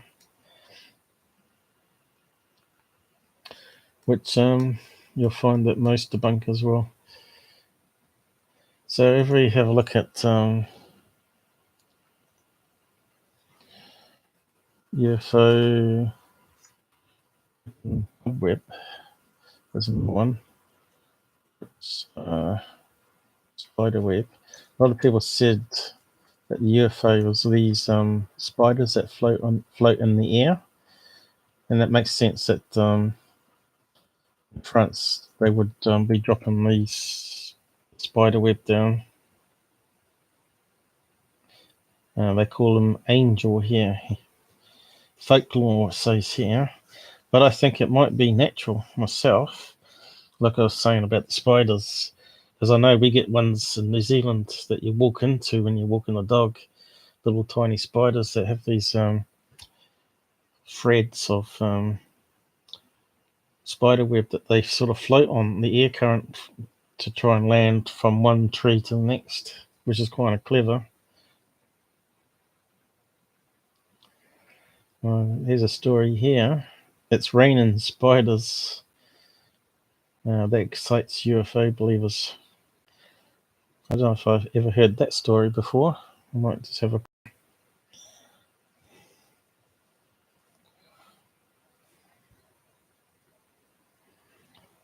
When was that? What year? What date? Where's it gone? Oh, it was only 3 years ago. It's had 50,000 views. So what's it say here? Clouds of millions of baby spiders were spotted falling out of the sky upon the so-called southern tablelands of New South Wales earlier this month, coating parts of the countryside and even homes with strands of their web they rode upon the wind. So I wonder if it's the same spiders we get in New Zealand. So this is spider webs. It looks like it's trying to open a video. Stop that. So we got any other pictures? No. Just that. If you go around the rivers in New Zealand, you get these little spider webs, but they're real dense. And inside is all these thousands of little baby spiders. I've seen those, but it's not the same one. As long as they're not poisonous, you wouldn't want millions of little baby spiders that are poisonous falling out the air, would you? Yeah.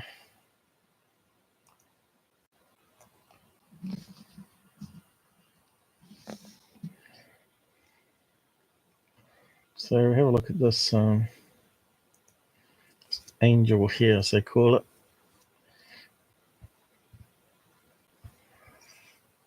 I think someone would have taken some pictures of it.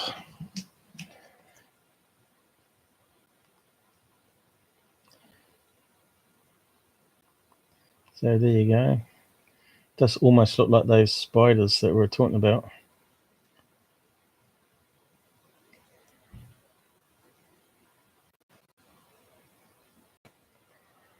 There you go. Spider ballooning across the field. So there's all those little spiders. Look at how much they produce. That's just crazy. So they're saying what I'm saying here too, that it could be related to that. The angel here.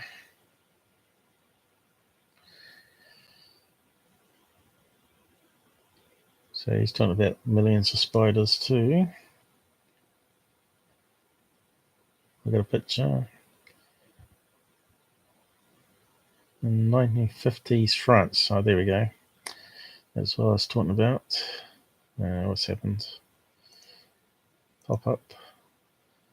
France. So it was in 1950. So they may not have taken a picture. It's described as great flakes. Well, in the 21st century, Australia, angel hair was encountered as a silky blanket.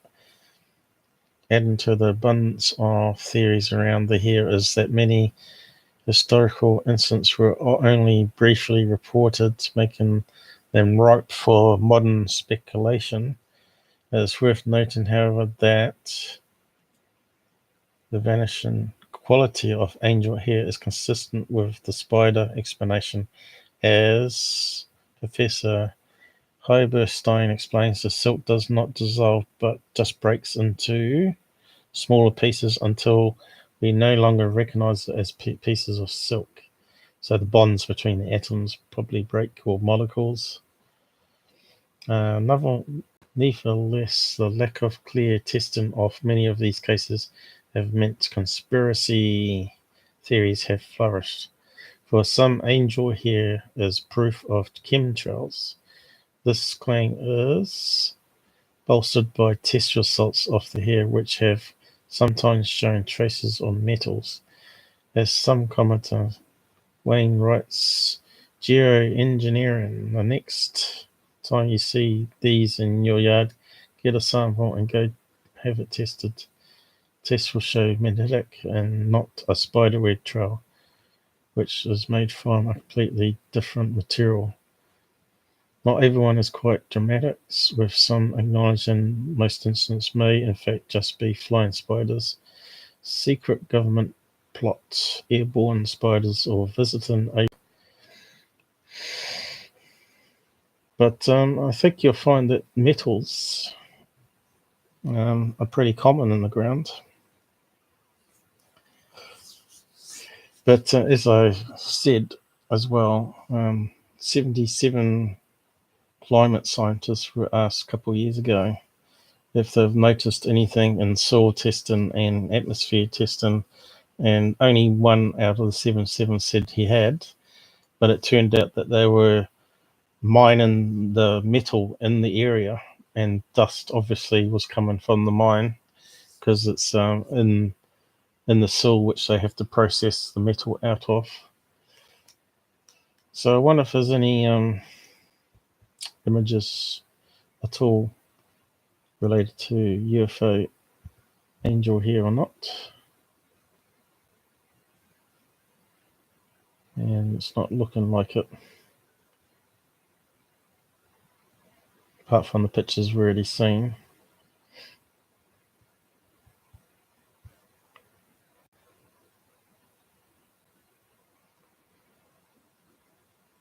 So, yep. So probably have to call it UFO angel here. See if it brings up something.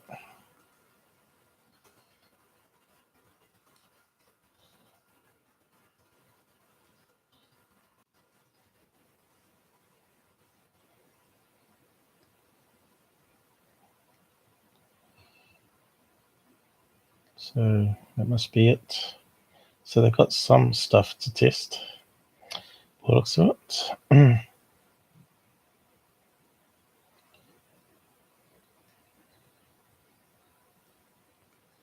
So what's this one up here? Angel here.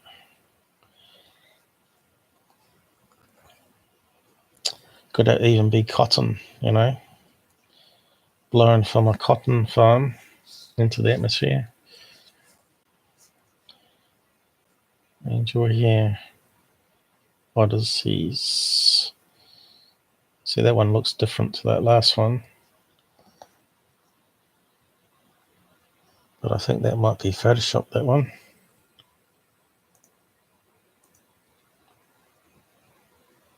It's hard to know. That one's definitely spider webs. I've seen that a bit. And normally it forms a ball on the end of a tall grass, and inside is all these thousands of baby spiders. I think that's half of baby spider ball. I wonder if there's any other pictures that could back up the baby spiders. Baby.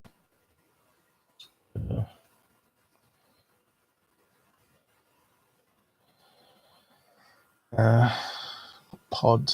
I don't know what you would call it. It's oval. Grass. It does look like an egg, but it's made out of spider web.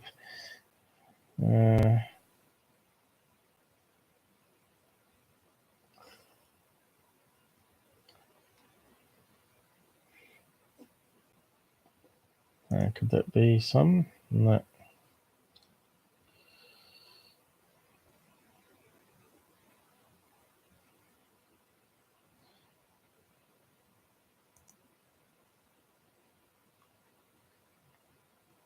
It could be little tiny ones. They sort of make this ball, various grass stems, and inside they lay the eggs of the babies.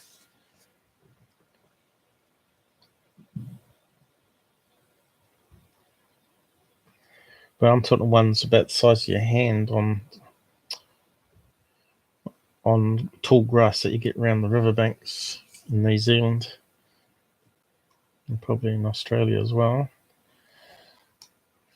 So let's do a search on UFO dripping molten metal.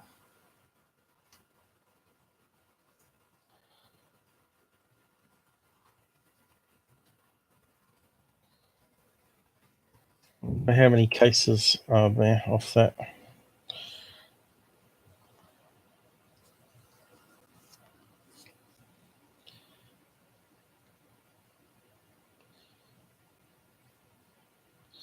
Reddit.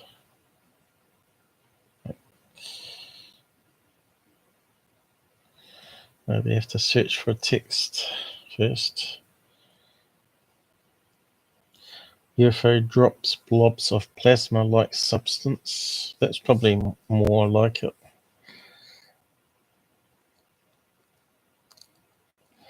But I bet that's a Chinese lantern drips a liquid or plasma, or probably a fake. Let's have a look.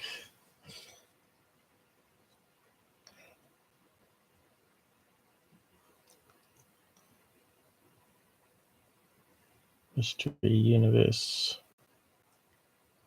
Have we got a video or photographs?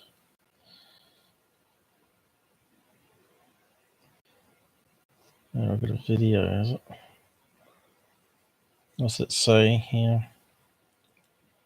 October 30th, 2014. A glowing orb that seemed to separate into plasma-like blobs and then rejoin. Yeah. I believe the glowing orb used some sort of plasma propulsion. The mother of all dripping UFO reports is the famous Maury Island, which I was talking about, 1947, just weeks before the Roswell incident. That one's sort of been debunked, killing the dog. Apparently the daughter said the dog wasn't injured or even killed. That was a lie. It died of old age, apparently. I think I posted the report on one of my videos. I think it was to do with Boyd. What's that guy's name? Boyd, that does the magnets, and also got caught out on the fake alien doll. But I put the story on Maury Island at the end of that one. You can find the video. I've talked about it before. So it looks like it was on YouTube. I wonder why it's not there. Reports of UFOs dripping plasma are somewhat common. MUFON case reports a similar incident of a UFO dripping something.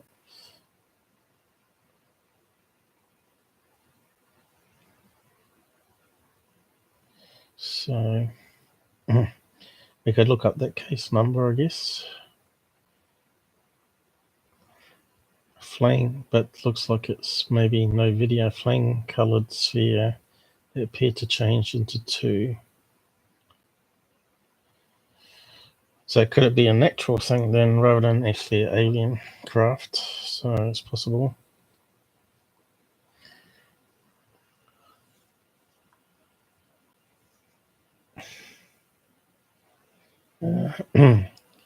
Sweden.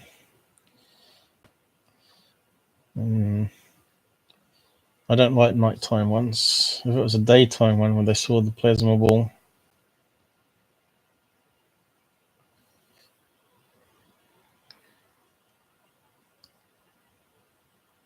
Notice it's got that flashing blue happening there. And we don't know. We got no reference point. So is it camera movement?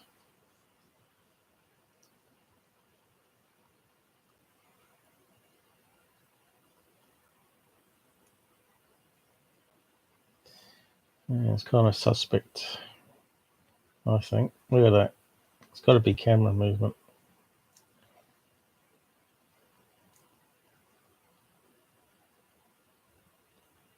What's that blue flashing light though? So where's the drip?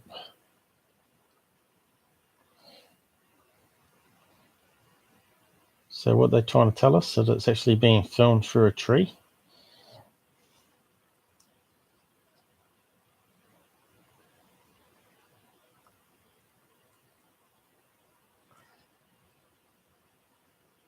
Full spectrum camera. Looks like he's filming it through a tree here. So that looks like it could be something actually in the tree then. Like some insects that are sort of splitting apart.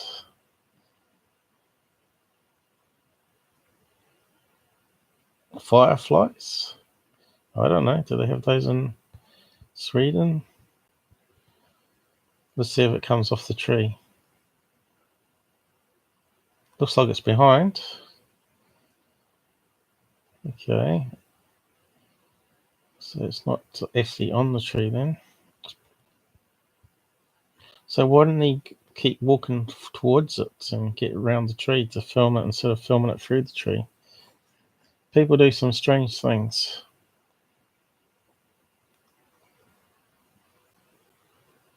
Does look like a plasma ball though. You can see like the inside of it and sparks going around. Well, plasma. Could that be a famous ball lightning maybe?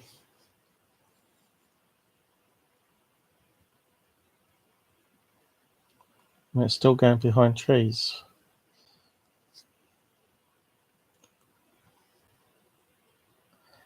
Could be the famous ball plasma lightning. Could be the first video of it. Definitely looks like it's legit footage. It hasn't been faked.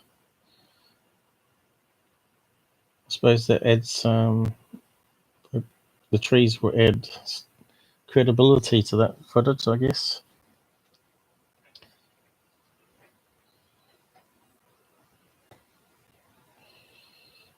But it did look like it was transparent there, and you could see that something was whirling around inside. I don't think it's alien craft. I think it's something natural that they got there. But I didn't see anything dripping. Plasma blobs and then rejoin. So nothing dripping on that one. Oh well. Well, let's have a look at this MUFON case anyway.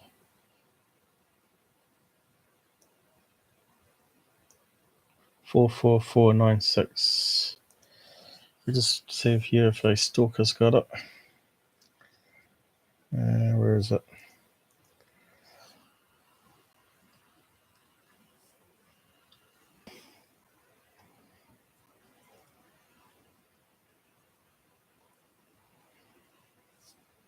Why is it not coming up? Something strange going on tonight. So I want to do 4496 about this UFO dripping stuff.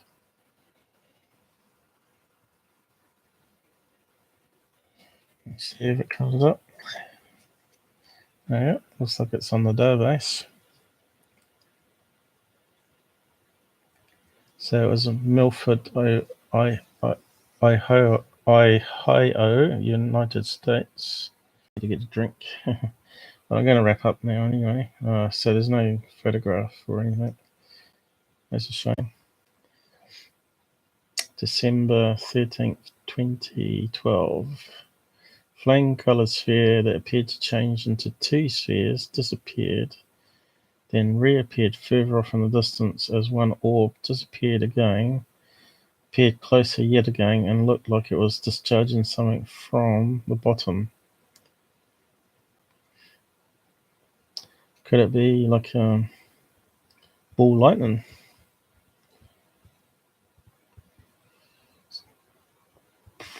What could it be dripping though? I suppose because the air is gas, maybe it was condensing water around the object and it was dripping.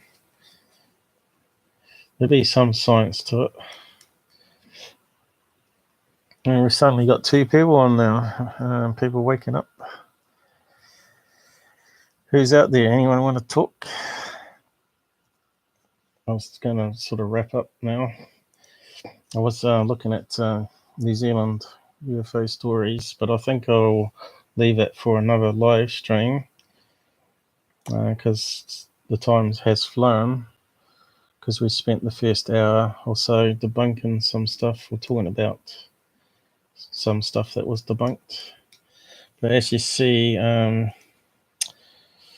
a lot of riffs here to go through just on New Zealand. And this one's one of the smaller files. And how many pages was that? Does it tell us? So that's 153 scanned in pages, and that's one of the smaller files. So you can see it's going to take a lot of time working through these dumps, and they're all out of order and in reverse order as well, which makes it even worse. So the last letter is always first, so the first letter.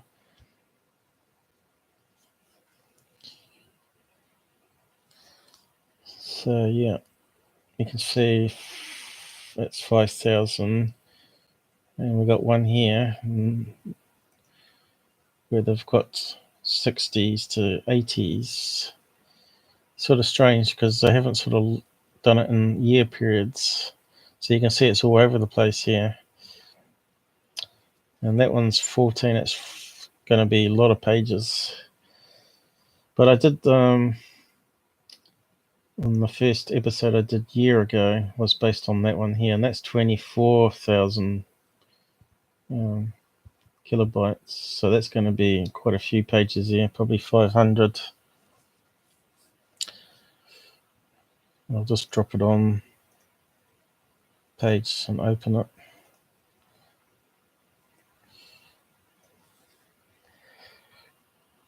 That one had a lot to do with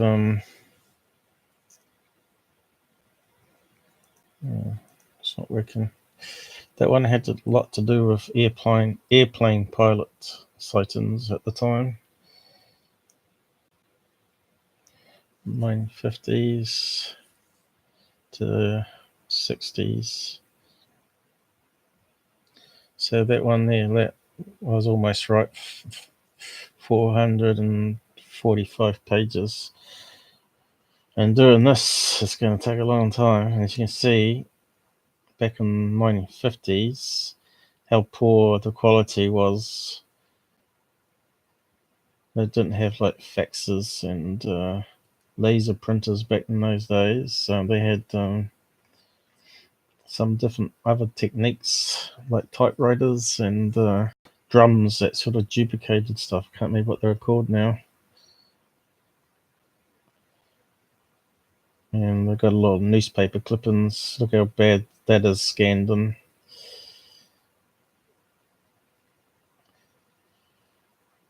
So they even cut out newspaper reports themselves and stuck it in their UFO files. But also people sent them in magazines and stuff, so they had to file it as well. Scan it and file it. So all these clippings, and you see they're not even around the right way. I don't know if you can rotate it, can you? Does it rotate? Rotate clockwise, so you can.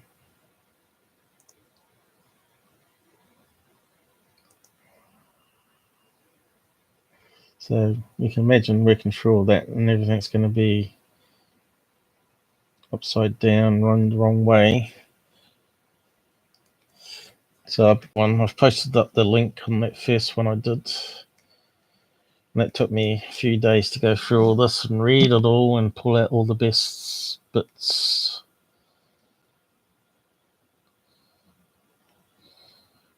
A lot of it wasn't actually sightings, but just clippings from newspapers, not actually people phoning in.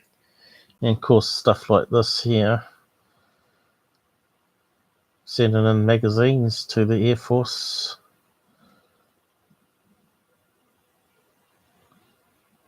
And that was the famous, what's it, Adamski? What's it called?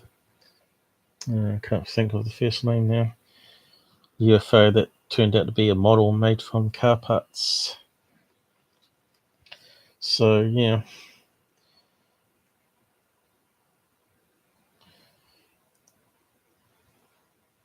if you read the wiki on it anyway.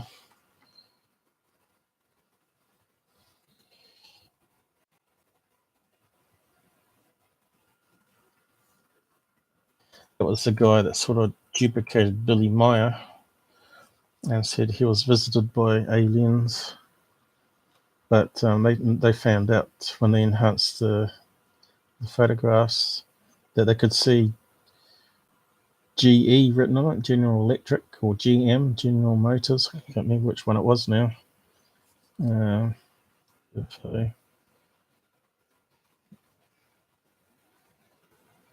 George was his name. George Adamski, spelled with an I.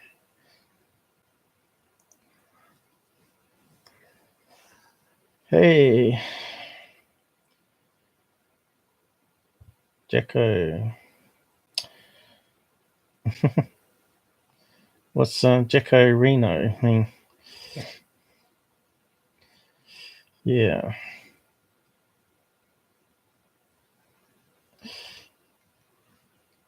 Yeah, it talks about the debunking of it here somewhere. It's a pretty good write up. I talk about this in my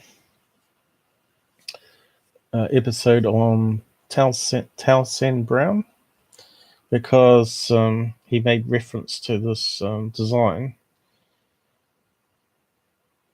and his daughter remembers playing around with a model or something that he had in the office. And he thought the government had used his research to build a prototype one, but here they found that if they zoomed in, I think it was on one of these on high res scan of it, they could see some writing on it, which confirmed it was a scaled model. It says here somewhere.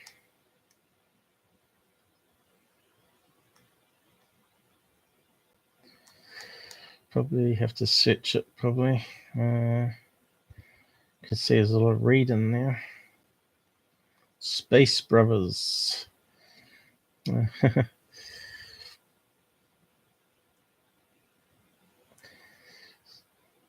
So he was like another Billy Meyer.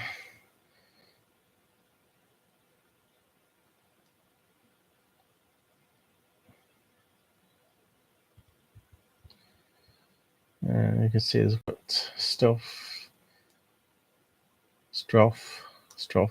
letter hoax. Where is the bit about model?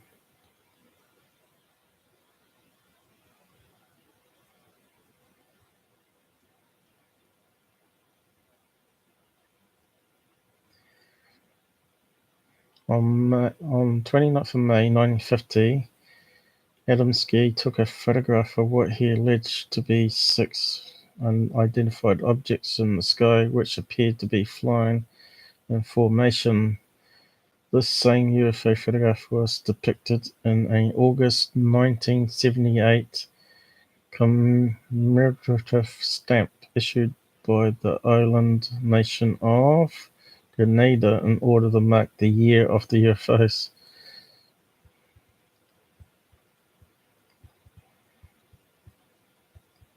So what they're saying, they used his photograph,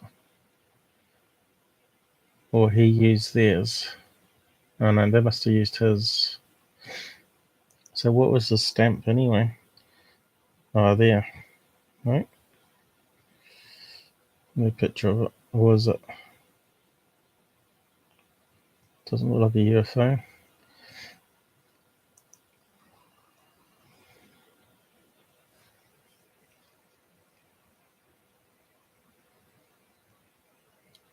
So rest a bit about the model. Sure, it's here. How to research on text. Debunked.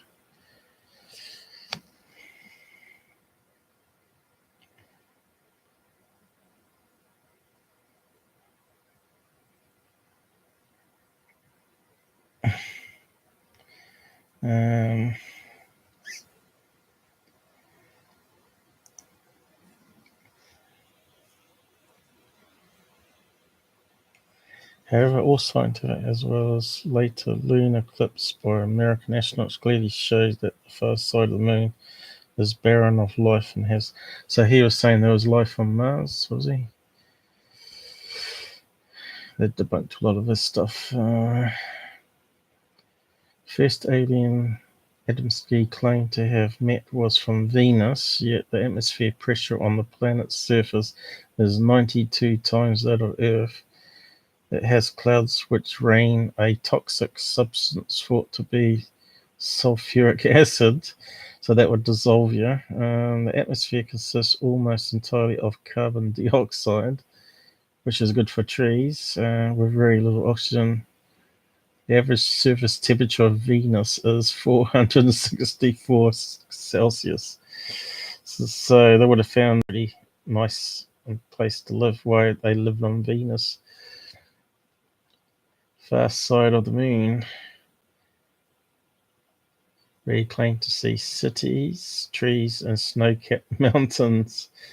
We also claim that the photographs of the moon far side that were taken by Soviet lunar probe Luna 3 in 1959 were altered to depict a barren, lifeless surface instead of what he saw. However, all scientific evidence, as well as later lunar trips by America, showed that the far side of the moon is barren of life and has no atmosphere.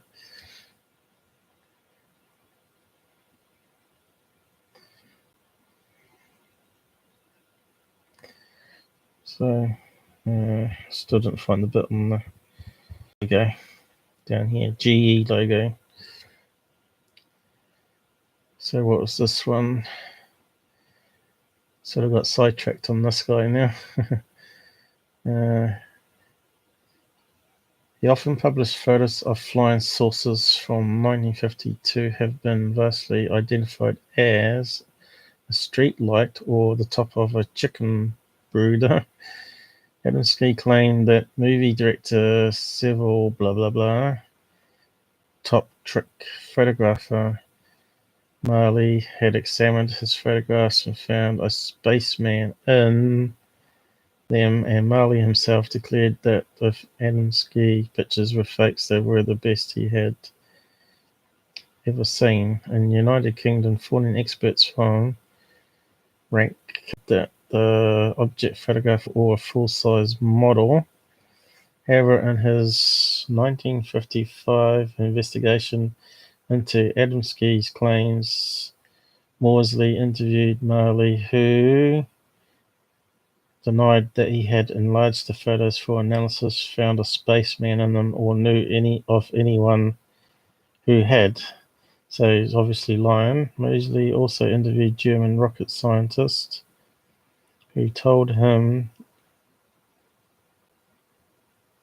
Moseley also interviewed German scientists who had told him that the UFOs land and struts were actually 100-watt General Electric light bulbs, and that he had seen the GE logo printed on them.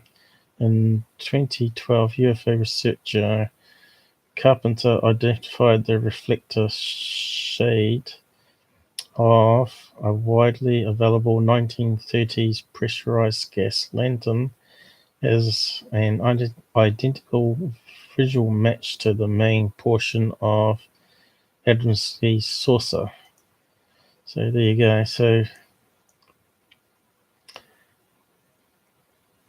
we're talking about that one. Where's the picture of it gone? This one here. So those things at the bottom actually light bulbs screwed into the model, which kind of makes sense. It would fit. So that shows how big the model is. If they're light bulbs, it's a fairly big model.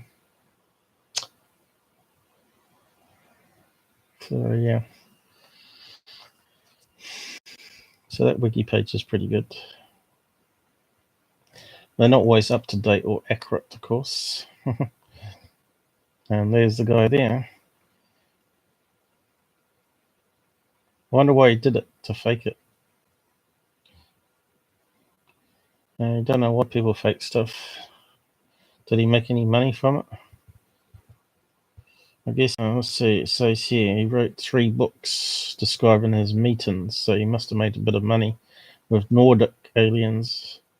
So he's pretty much the same as Billy Meyer. Did he come before or after Billy Meyer is the question. 1950s, he must have been before.